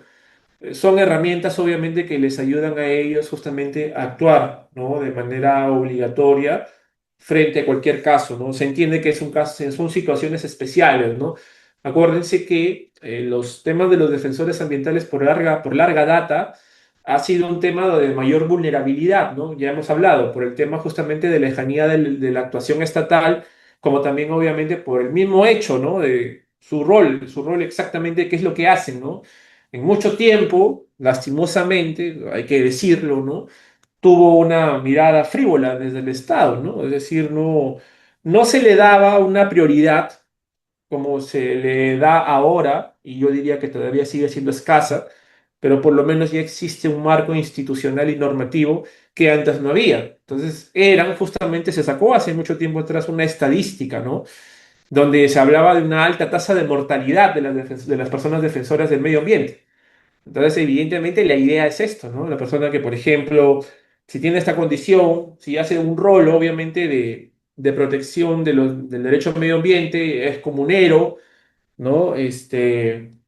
Evidentemente, cualquier protección, ¿no? Contra su integridad requiere una prioridad, requiere la prioridad de vida, porque pues está en un estado de alta vulnerabilidad, ¿no? Es lo que lastimosamente ocurre, ¿no? Sobre todo bueno, no voy a ahondar, ustedes me imagino que ya sabrán entender a dónde apunto, ¿no? Porque los actos de violencia son bastante fuertes con ellos, ¿no? Y más aún porque están en una comunidad, en un ámbito donde pues es difícil a veces lastimosamente, hay que decirlo, se encuentra ya la persona sin vida, ¿no? Como ocurrió este hecho en una zona alejada del Estado, lastimosamente se tienen pocas evidencias de quién cometió el acto. Por lo tanto, el enfoque preventivo es más importante que el enfoque reactivo, porque lastimosamente a veces se llega a nada. ¿Ok? Bien. Entonces, ese es en el escenario nacional, ¿no? Ahora, en el escenario internacional me había olvidado también de que el informe en sí mismo establece también estándares fundamentales, ¿no? El informe que les hablé de la Corte, bueno, de la Comisión Interamericana, ¿no? Establece estándares que obviamente todos los estados deben realizar, ¿no? Involucra justamente que en el diseño de políticas hay una obligación por parte de los estados, por ejemplo, de abstenerse, ¿no? De cometer actos que conculquen los derechos y libertades fundamentales reconocidas, que lo obstruyan básicamente, ¿no? O sea, por ejemplo, las actuaciones que el Estado debe hacer deben ser actuaciones propositivas, para que nos entendamos, ¿no? No debe ser justamente pasar por el rol de la burocracia, que lastimosamente también la burocracia mata, ¿no? Y hace que obviamente la lentitud propio del sistema de justicia o el propio de la entidad pública a que en sí mismos también sean vulnerables, ¿no? Por la lentitud de su actuación. Entonces, básicamente, el informe enfatiza esa idea, ¿no? Y también, obviamente, enfatiza, ¿no? A razón de esa idea, de prevenir justamente la criminalización, ¿no? De la labor de las personas defensoras. Es decir, como he mencionado, durante mucho tiempo, ¿no? La actuación estatal fue indistinta, indiferente, ¿no? Esto hacía que la propia labor, y sigue siendo, ¿no? Pero antes era con mayor fuerza. La propia labor de ser considerado como defensora del medio ambiente te expone, ¿no? Aumenta tu probabilidad de que atenten contra tu vida, ¿ya? Entonces, evidentemente, este informe justamente identifica esa idea, ¿no? Porque la situación que tiene el Perú, una vez más, no es única de este país, ¿no?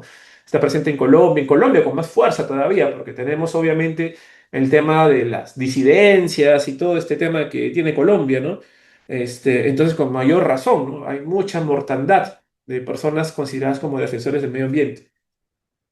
Bien, entonces, habiendo dado ese marco, ¿no? Es un poquito, vamos a hablar de los protocolos, súper rápido en realidad, pero básicamente, pues, los protocolos como tal eh, abordan justamente, ¿no? La idea de un registro de situaciones de riesgo, ¿no? Habla justamente de un registro de personas de defensores de derechos humanos, ¿no? Esto obviamente lo plantea el Ministerio de Justicia en el decreto supremo que hemos mencionado. Y obviamente ese registro tiene como finalidad, pues, sistematizar, ¿no? Y acopiar y analizar y gestionar de manera oficial la información sobre las situaciones de riesgo, patrones de agresiones que enfrentan las personas, ¿no? Con una idea, evidentemente, de que la situación preventiva tenga ciertos parámetros de actuación, ¿no? O sea, así como la Defensoría del Pueblo durante mucho tiempo, ¿no? Se encargó a esquematizar y definir, ¿no? Cómo se escala un conflicto socioambiental, por ejemplo, ¿no? Que va de un conflicto latente, escala, se visibiliza y luego se reduce. Hay una transformación, es una teoría que la Defensoría del Pueblo planteó durante muchos años, ¿no? En base, obviamente, al tema de gestión de conflictos y que le ha valido, obviamente, pues, ¿no? Una mirada de abordar la gestión ya desde un punto de vista más parametrado, ¿no? No es el simple hecho de buscar y sofocar una revuelta, ¿no? Sino básicamente es entender por qué está sucediendo el conflicto. Bueno, bajo esa misma lógica, ¿no? La idea, obviamente, del tema de los protocolos abordan el análisis, ¿no? Cómo funcionan esos patrones, como vuelvo a reiterar, ¿no? Existen ciertos patrones, ¿no? O sea, una actividad ilícita no es que de la noche a la mañana, pum, aparece en una comunidad por obra y señor gracia, ¿no? No, en realidad tiene sus patrones, ¿no? Principalmente inician con acercamientos de la propia comunidad, ¿no? A veces sucede que ustedes han mencionado en el chat, ¿no? A veces sucede que ya se alían con la misma comunidad para hacer actividades ilícitas, ¿no? Otras veces sucede que no. Y cuando dan obviamente no dan su brazo a torcer, ya empiezan a suceder otro tipo de patrones, ¿no? Ya empiezan las amenazas, ¿no? Primero son amenazas básicamente, pues, simplemente verbales, ¿no? Y ya luego a escala mayor. Entonces, hay ciertos patrones, ¿no? Entonces, la idea básicamente de los protocolos es entender y analizar cómo funcionan para justamente establecer sus niveles de prevención. Obviamente eso no significa que todas las situaciones van a ser las mismas, no van a haber situaciones donde directamente pues van a amenazar a una comunidad, ¿no? Van a amenazar directamente, ¿no? Mira, si no te acoplas, por así decirlo, ¿no? Vamos a tocar tu comunidad, vamos a tocar tus familiares y demás, ¿no? O sea, evidentemente son situaciones que, si bien es cierto, no abordan a tener un parámetro general, sí llegan a tener cierta lectura de cómo va escalando el nivel particular de las amenazas que enfrentan estas personas en el territorio, ¿no? Entonces, el tema del registro, evidentemente, pues tiene por objeto analizar justamente estos patrones de agresión y a razón de ello también, obviamente, como artículo noveno, ¿no? Establece justamente la idea de identificar zonas de mayor riesgo, ¿no? Para las labores de las personas, de los defensores de los derechos humanos, ¿no? Que generen obviamente situaciones de riesgo. También obviamente determinan aquellos grupos de personas que se encuentran, ¿no? En estado de mayor vulnerabilidad. Eso es evidente, por ejemplo, ¿no? Pueblos aislados, personas en estado inicial de contacto, ¿no? Ya los PIAs en general, ya en sí mismos, ¿no? No hay, ahí hay todo un marco de protección aparte, ¿no? Con sus reservas territoriales indígenas y demás. Pero generalmente también, obviamente, los pueblos más aislados, los pueblos originales más aislados, generalmente son los mayores grupos de amenaza, ¿no? Que están más amenazados, ¿ok? Entonces, el artículo 9 justamente del protocolo establece estos patrones, ¿no? El protocolo del ministerio. Y obviamente pues establecen las fases, ¿no? El artículo 10 establece justamente las fases para lograr obviamente una idea de análisis, ¿no? A razón justamente de este registro. Plantean obviamente la idea de la fase justamente de análisis de información, involucra básicamente las actividades de acopiar la información relacionadas justamente a las amenazas, a las situaciones de riesgo, ¿no? Y obviamente la clasificación de los mismos, ¿no? De acuerdo justamente a lo que está establecido en el artículo 12, ¿no? El artículo 12 involucra justamente una identificación de la persona defensora por nombre, sexo, género, ¿no? Autodeterminación étnica, pertenencia de un grupo especial, ¿no? Una lengua materna, también incluso el tema del idioma es un limitante, ¿no? Porque a veces la persona ni siquiera conoce el español. Muchas veces las autoridades solo manejan el castellano, entonces incluso el mismo idioma puede ser una situación de riesgo, ¿no? Porque muchas veces no logran transmitir las reales amenazas como tal. ¿Ok? Bien. Eh, ok. Bien. Entonces, pensaba que había una pregunta, disculpe. Ya. Entonces, la idea es esa, ¿no? La idea básicamente es lograr justamente estas fases, ¿no? Esa es la primera fase que involucra justamente ese análisis, ¿no? Luego, evidentemente, ya viene una clasificación de la información, ¿no? Como hemos mencionado, y luego ya empieza justamente a alimentarse ese registro, ¿no?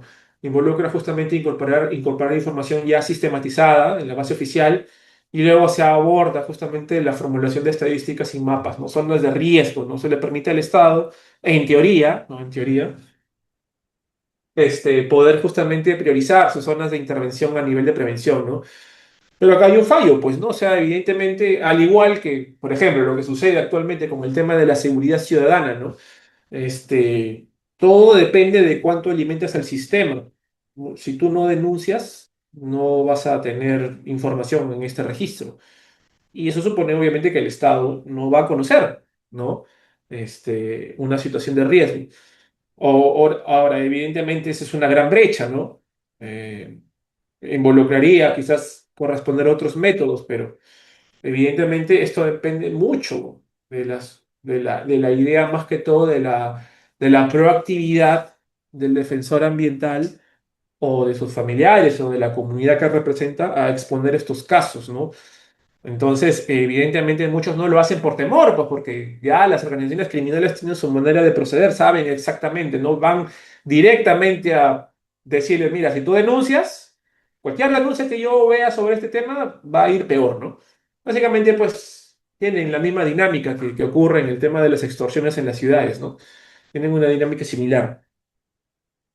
De igual forma, evidentemente, pues existen obviamente fuentes de información de manera directa como también indirecta.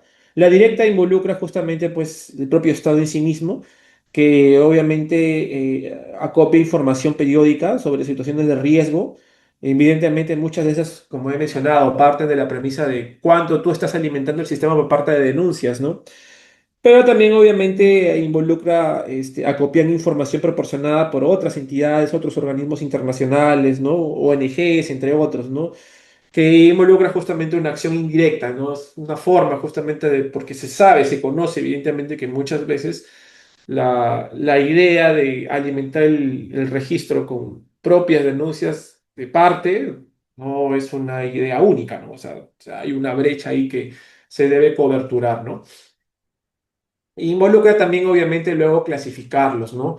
Como he mencionado, pues ya hemos hablado de la identificación de su clasificación por riesgo, identificación del causante, la autoridad involucrada, entre otros, ¿no? Y obviamente las acciones adoptadas, si es que las hubo también, ¿ya?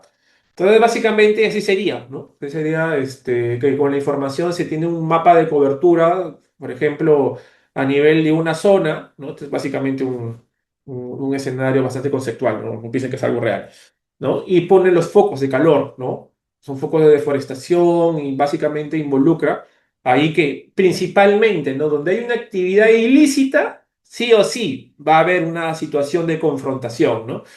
Ya sea obviamente para acoplar a lo que dice el comentario, puede ser de la misma comunidad con el Estado, pero también muchas veces es, ¿no? De actividades mineros ilegales, teladores ilegales contra una comunidad, ¿no? Y con las, obviamente, las situaciones ya que involucra el ámbito de las actuaciones ante el Estado, ¿ya? Entonces, a razón de ello, se establece obviamente un procedimiento de alerta temprana, ¿no? Se llama PAT, que básicamente pues constituye el mecanismo central que tiene el MINJUS, ¿no? Tiene por finalidad obviamente evaluar solicitudes de medidas de protección, como he mencionado, es una de las principales actuaciones antes. El Estado no tenía esta situación y muchas veces las medidas de protección quedaban en nada, ¿no? Entonces la idea del PAT es responder a esa brecha, ¿no? Entonces, involucra justamente medidas de protección que son urgentes para poder eliminar o mitigar los riesgos que afrontan justamente las personas defensoras con motivo justamente de situaciones de amenazas, de agresiones, ¿no? Y su tramitación obviamente se encuentra en este caso en el Viceministerio de Derechos Humanos y Acceso a la Justicia del MINJUS, pues, ¿no? Entonces, en el artículo 16 y 17 se plantea básicamente que las personas defensoras ambientales, ¿no?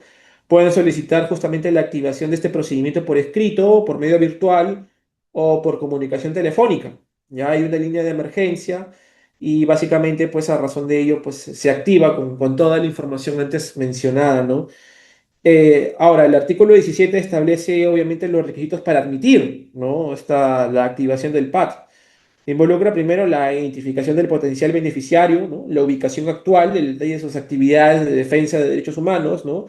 Si la solicitud obviamente es formulada por un tercero, obviamente debe contener pues, el consentimiento del beneficiario o beneficiaria, ¿no? Salvo que existe un pedimento grave, ¿no? Eso ya depende de la razonabilidad del caso. Involucra obviamente la descripción de los hechos relacionados a la situación de riesgo, ¿no? Se involucra justamente esos niveles que hemos mencionado en un inicio. Y obviamente involucra justamente la solicitud de consignar la dirección física o electrónica y la modificación obviamente que podría darse, ¿no? Este, que ante la falta de documentación relacionada, no hubo una modificación en el 2022, en este decreto supremo, que planteaba que ante la falta de modificación, bueno, que plantea ante la falta de documentación relacionada con la verificación de los requisitos de emisión, obviamente se otorga un plazo de 10 días para la subsanación, un tema netamente procedimental, pero que se entiende que es un poquito más garantista al hecho de justamente plantearle un plazo idóneo, ¿no? Para poder subsanar si es que falta una información. Por ejemplo, el permiso del tercero, ¿no? El tercero que está siendo afectado y que, bueno, obviamente no quiere ser el denunciante, ¿no? Bueno, podría darse, ¿ya? Y obviamente eso involucra que pues debe ser evaluado por la Dirección General de Derechos Humanos, ¿no?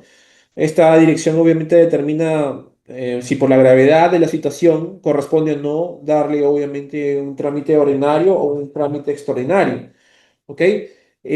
Por ejemplo, para los trámites ordinarios, o sea, según la gravedad, son 30 días hábiles, ¿no? Desde la presentación de la solicitud y se emite una resolución viceministerial, ¿no? Luego de ello.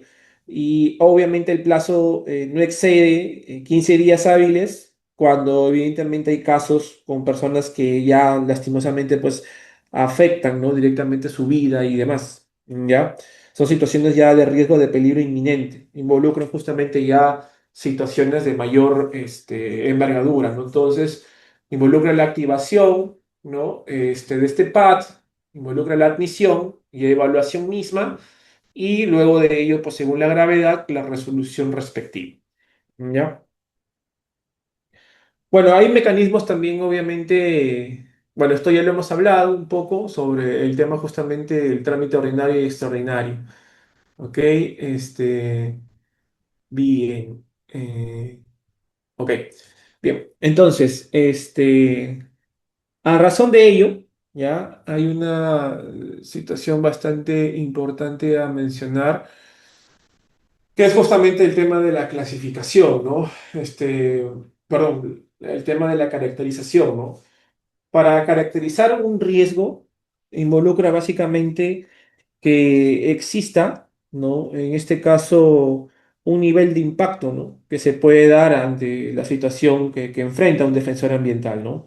Pueden haber factores como amenazas, ¿no? Que son acciones que podrían, obviamente, en este caso, afectar de manera negativa la actividad del defensor de derechos humanos, ¿no? Disposiciones expresas o no de un agresor, ¿no? Para actuar contra otra persona también involucraría las vulnerabilidades, ¿no? En este caso, que son los puntos débiles de la seguridad de la persona, ¿no?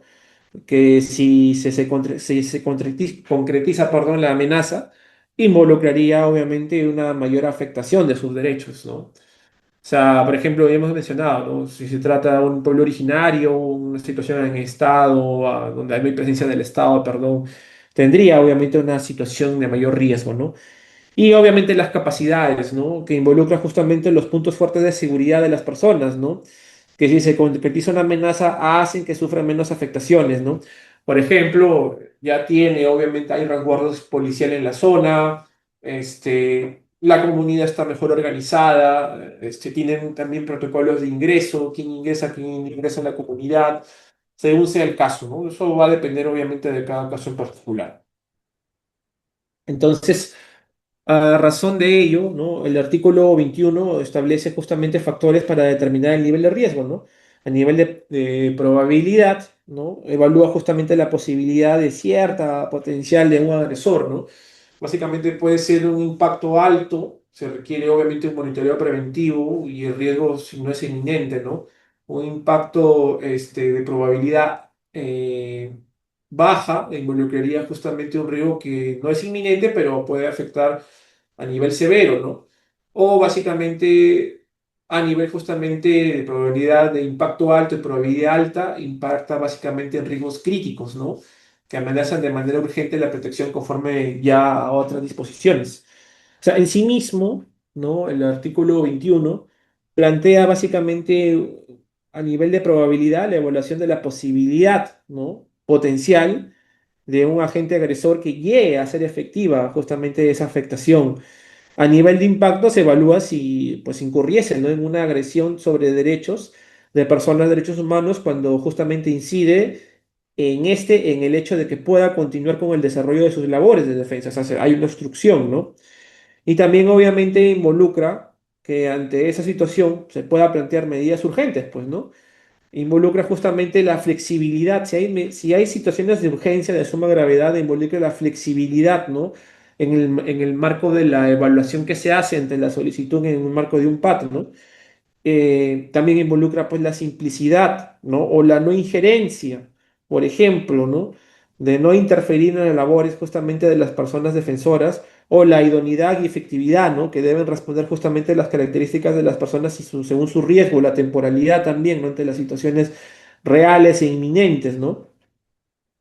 Entonces, básicamente la idea es que a razón de ello, ¿no? Se establezcan justamente los elementos de evaluación de riesgos, ¿no? Hay una guía, por cierto, hay una guía práctica de la aplicación de estos lineamientos y la propia CID señala básicamente que esta evaluación de riesgos debe darse, sí o sí, ¿no? Por parte del Estado a efectos justamente de determinar de manera eficiente y real cuáles son las medidas más prioritarias según el caso particular, ¿no? Es necesario justamente identificar, ¿no? Es una serie de parámetros que, como he mencionado, lo que involucra es básicamente, pues, establecer el nivel justamente de priorización, ¿no? Ya sea impacto alta, probabilidad baja, impacto alto, probabilidad alta, impacto bajo, probabilidad alta o impacto bajo, probabilidad alta, ¿no? Según ese nivel de probabilidad se concreta la afectación y en atención a ello, pues, se puede disponer medidas más urgentes según sea el caso.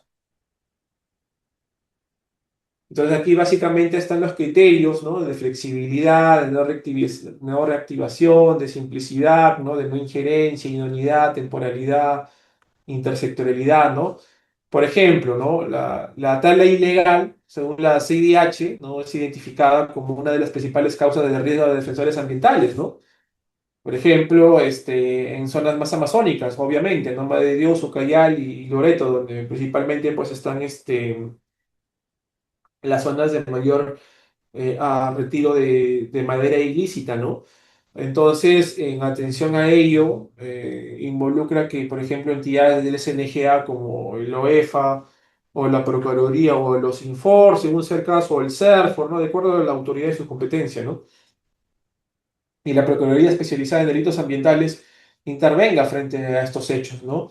También incluiríamos acá también el SERNAN, si se da en un área protegida, según sea el caso. Entonces, ¿qué medidas de protección se dan ante tal situación? Bueno, se dan básicamente medidas generales, ¿no? Patrullajes policiales, se da asistencia legal, ¿no? De defensa pública, se dan declaraciones también, obviamente, de apoyo, se da una atención integral, involucra temas de medidas psicológicas. De hecho, hay una ley, ¿no? Esa ley, la 364 que salió justamente a razón de, de los menores en estado justamente de afectación por situaciones que involucran el tema de la pérdida de sus padres, ¿no? También, y obviamente, bueno, no solamente de menores, sino de la familia en general, de las víctimas, ¿no? Entonces involucra también ese nivel de atención. Y obviamente, pues según sea el caso, ¿no? Involucra también temas de visas especiales, apoyo consular, entre otros, ¿no? En el sector ambiental tenemos justamente medidas específicas, ¿no? Involucra las supervisiones ambientales, las acciones, ¿no? De posibles comisiones de delitos ambientales, ahí entra a tallar la Procuraduría especializada en delitos ambientales, ¿no? Y las fiscalías también, obviamente. Y obviamente involucra justamente la distribución de insumos y bienes en las zonas afectadas, ¿no? Por ejemplo, en el tema de erradicación de cultivos ilegales, entre otros, ¿no? Bueno, que este es un tema también que impacta en el tema del narcotráfico, ¿no? Entonces, de acuerdo a cada uno de estos situaciones, cada sector realiza una medida de protección, ¿no? La policía, obviamente, pues, ¿no? Los patrullajes policiales. El Ministerio del Interior, a través de la PNP, involucra a los patrullajes policiales, ¿no? El MINJUS hace la asistencia legal y las declaraciones y visitas, ¿no? La atención integral entra a razón del Ministerio de la Mujer y Poblaciones Vulnerables. El tema de las visas, si es el caso, ¿no? A través, obviamente, del Ministerio de Relaciones Exteriores, ¿no? A nivel de supervisiones ambientales y acciones legales, ¿no? Involucraría, en este caso particular, pues el Ministerio, a través de la Procuraduría, el Ministerio del Ambiente, a través de la Procuraduría, ¿no? También en parte también podría entenderse el Midagri a través del SERFOR, según sea el caso. Y obviamente, pues, el tema de la distribución de insumos en zonas de relocación, pues el programa de vida, ¿no? El Ministerio del Interior. Bien. Entonces, a nivel de medidas urgentes, pueden plantearse básicamente diversos supuestos, ¿no? Eh, Involucra, por ejemplo, cuando existe riesgo grave o inminente a la vida, ¿no? Se establecen obviamente medidas de protección. Involucra amenazas ya reales, como hemos mencionado en este nivel de escalabilidad de la urgencia, ¿no? Involucra también obviamente situaciones donde incluso ya se ha presentado un acto previo, ¿no? De agresión como tal. Según el nivel de amenaza, la siguiente medida involucraría, bueno, la siguiente acción sería básicamente la evacuación, ¿no? De la zona de riesgo.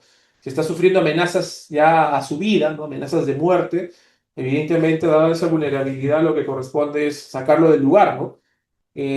A nivel de protección, obviamente, pues involucra, obviamente, la intervención de la policía y obviamente, pues el CERNAN a nivel ambiental lo que brinda es apoyo logístico, según obviamente si está dentro de un área protegida, ¿no? Entonces, otro punto también es evidente, ¿no? La minería ilegal, particularmente pues la aurífona, ¿no? En este caso, pues ustedes saben que aquí más que todo, ya hemos mencionado, entra a tallar el tema de trata de personas, ¿no? Entonces, esa situación evidentemente involucra que la atención sea mayor. Aquí entra a tallar más, también más que todo con más fuerza el tema de poblaciones vulnerables, el Ministerio de Mujer y demás, ¿no? O sea, ahí ustedes ya conocen evidentemente la situación que genera a nivel de complicación el tema de la minería ilegal como tal, pues, ¿no? Entonces, por ejemplo, en el protocolo sectorial, ¿no? De MINAN, se establece ya un informe sobre la situación particular. Esto nutre, obviamente, a la intervención por parte del MINJUS, ¿no? Lo que hace básicamente el protocolo puedes analizar la evidencia, ¿no? Sobre justamente los riesgos que enfrentan estas personas en el territorio. Y obviamente, como he mencionado, pues es un contexto integral, ¿no? No puedes detenerte únicamente en la afectación del entorno, ¿no? Tienes que entender las condiciones socioeconómicas, culturales, ¿no? A veces, como han mencionado en el chat, como se ha indicado, ¿no? Parte a veces de un grupo de la comunidad, también es algo que hay que mencionarlo, ¿no? Es un grupo de la comunidad que ha participado, participa de manera directa, indirecta, tiene intereses y demás, ¿no? Eh, y eso hace, evidentemente, que sea un poco más complejo, porque el riesgo viene o parte de la misma comunidad como tal. Entonces, la idea básicamente es eso, ¿no? El contexto básicamente involucra el análisis de amenaza de riesgos, ¿no? Seguimientos de medidas de protección y recomendaciones. Y también, obviamente, con ello se da un proceso participativo de recojo de diversas perspectivas, ¿no? Y situaciones básicamente a nivel social, socioeconómico y cultural como tal. ¿Ya? ¿Qué más? ¿Qué más? Bueno, ahí tienen básicamente las medidas de protección. Ahora, la intervención de la UEFA básicamente entra a tallar más que todo en la zona norte, ¿no? O sea, en la zona de los oleoductos y también me parece que en el marco de Camisea, ¿no? Aunque donde mayor énfasis se da en el tema de UEFA es básicamente en la zona de Loreto, ¿no? Zonas obviamente el tema de los derrames de petróleo, a veces, no siempre, pero a veces también involucran también afectaciones directas a poblaciones que enfrentan esa zona, ¿no? Entonces, la idea de esa situación involucra que existan, ¿no? Afectaciones que contribuyen al derecho en sí mismo de estas personas y obviamente pues a las fuentes de riesgo que se puedan presentar. ¿Ok? Como he mencionado, la Defensoría, bueno, perdón, la Procuraduría tiene obviamente un rol acá importante como está detrás, obviamente, las situaciones que involucran afectaciones al entorno, principalmente, pues es ella quien hace las acciones legales frente a la comisión de delitos, ¿no? Y obviamente en representación del Estado, ¿no? Ustedes conocen obviamente la estructura que la Procuraduría en representación estatal ejerce, ¿no? Ante el sistema de justicia, esa representación por una afectación a pesar de que sea territorio comunal, ¿no? El hecho de afectar el bosque, afectar los ríos, afectar el entorno en general, ¿no? Propicia también a su vez que haya ya el procesamiento y la identificación, en caso de si lo hubiese, de las personas que están obviamente ingresando y afectando no solo a los defensores, sino también obviamente al entorno como tal, ¿no? Y su actuación obviamente pues involucra esa situación como tal, ¿no? Plantea también, obviamente, que esto se coordine con otras entidades como tal, ¿no? O sea, la fiscalía, la policía, entre otros, ¿no? El CERNAN, evidentemente, pues, como hemos mencionado, plantea más que todo su rol a nivel de generación y dación de información en la zona. Y obviamente, pues, el apoyo logístico viene tanto del CERNAN como de la policía, ¿no? Y según el nivel de medidas, también el protocolo sectorial involucra justamente el tema de las personas defensoras. ¿Ok? Aquí está lo que hemos mencionado, ¿no? Principalmente se da aquí en la zona de Loreto, donde pues el tema de derrames, ¿no? Genera a veces, ¿no? Afectación a personas. Ahora, también hay que mencionarlo, ¿no? La situación obviamente no es única de mineros ilegales o taladores ilegales, ¿no? También involucra justamente el tema relacionado con lo que es evidentemente aparentemente existe un tema de mafias, ¿no? Que involucra el tema de las refacciones, de los derrames de petróleo, ¿no? Hay todo un tema ahí detrás. Y hace que esas denuncias, evidentemente, pues obstruyan, ¿no? Lo que se involucra. Algunas comunidades, bueno, no comunidades, sino poblaciones locales de la zona suelen afectar los oleoductos a propósito para que obviamente el Estado, según sea el caso, contrate, ¿no? O la empresa petrolera contrate a esas personas, ¿no? Y obviamente en esa actuación, ¿no? Se afecta el medio ambiente y se denuncia, ¿no? Entonces sufren amenazas y demás. Entonces, la situación es harta compleja, cada situación particular es única, pero también obviamente es un ejemplo de cómo actúan, ¿no? Ante una potencialidad afectación de sus derechos, ¿ya? Bueno, hay un protocolo de actuación fiscal que también lo hemos visto. En parte, básicamente, la idea también es preventiva, no reactiva. Busca básicamente en ese escenario una serie básicamente de actuaciones ante las víctimas y sobre todo los familiares y los testigos, ¿no? Recuerden que las represalias no es único y exclusivo del defensor en sí mismo, sino es toda la comunidad, todo el grupo de apoyo que está en medio justamente del defensor como tal. Entonces, plantea básicamente una serie de situaciones, ¿no?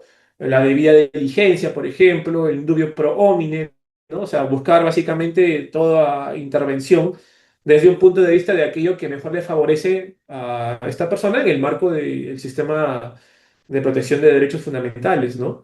Entonces involucra básicamente pues una serie de principios, ¿no? Involucra, por ejemplo, la no criminalización de la persona, de la persona defensora, ¿no? Sucedía antes que por el tema de la legítima defensa también se hacía actuaciones contra la persona defensora, ¿no? Y a veces, obviamente, había cierta parcialización, pues, ¿no? Entonces, la idea del protocolo de actuación es prevenir este tipo de situaciones, ¿no? De no criminalizar a la víctima como tal y tener, obviamente, un enfoque de protección intercultural, ¿no? Interseccional entre todos, ¿no? Ustedes entiendan el enfoque interseccional involucra abordar aspectos sociales, culturales, económicos, ¿no? Entre otros. Involucra básicamente una mirada integral de por qué se está dando esa situación y cómo se puede enfrentar. ¿Ya? Entonces, a nivel de la fiscalía, sí, un caso muy similar.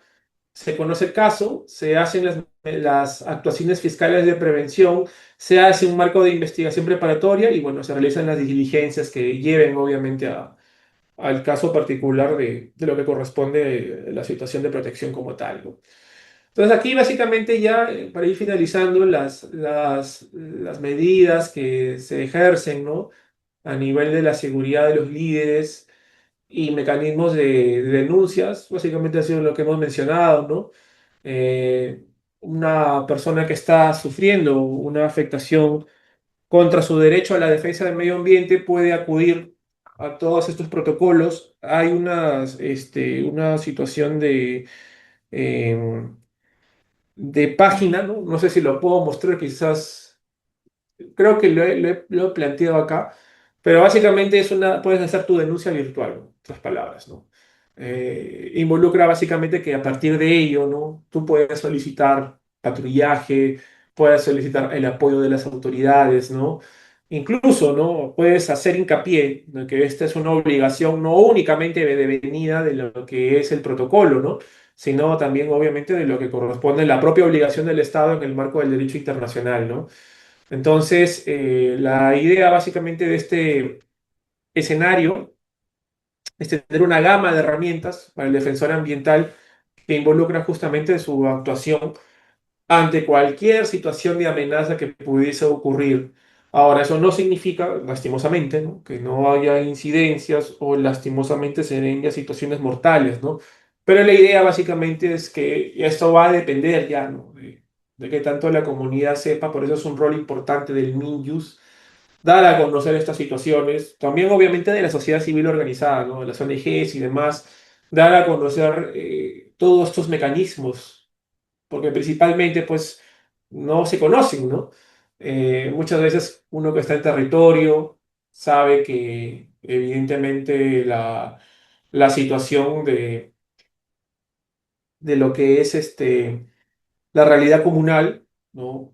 Ni siquiera sabe más allá de conocer la autoridad que siempre está presente, no sé, pues Agrorural, el CERFOR, ¿no? Según sea el caso, no conocen todo este marco, ¿no? Entonces, hay todo un sistema, evidentemente, que involucra difundir toda esta información, ¿no? A efectos de que ellos ya, ¿no? A lo largo de cada comunidad sepan activar los procedimientos de alerta temprana, ¿no? sin la necesidad de ocurrir obviamente la situación que hemos mencionado, ¿no? Entonces acá hay herramientas, hay manuales, ¿no? Hay una plataforma en línea, como hemos mencionado, hay organizaciones de base también, ¿no? Las organizaciones territoriales, también, por ejemplo, ORAU, los ECAS también, ¿no? Muchos de ellos ya han sido capacitados durante años y evidentemente a nivel de la red de apoyo que tienen con otras comunidades, pueden justamente recibir, ¿no? Incluso hay ya dentro de estas mismas organizaciones abogados, ¿no? Que ya ejercen, ya conocen todo este marco y ya ejercen justamente estos mecanismos de defensa y brindan obviamente a este grupo de comunidades, pero no son todas, pues, ¿no? Entonces, obviamente involucra todo eso, ¿no?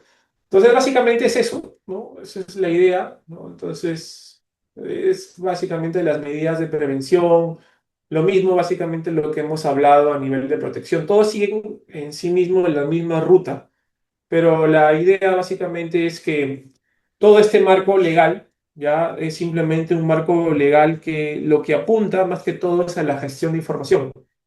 Todo esto involucra, dado cómo está la configuración, a que sea la propia comunidad quienes los activen, ¿no? Y para eso requiere mucha acción de difusión, ¿ya? Entonces, ese es un rol que todavía pues, corresponde al Estado a través de sus distintas entidades, ¿no?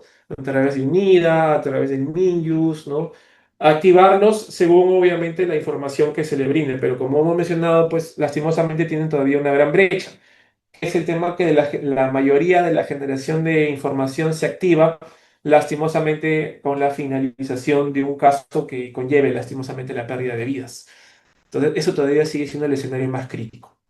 ¿Ok? Muy bien, estimados. No sé si tenemos dudas, consultas.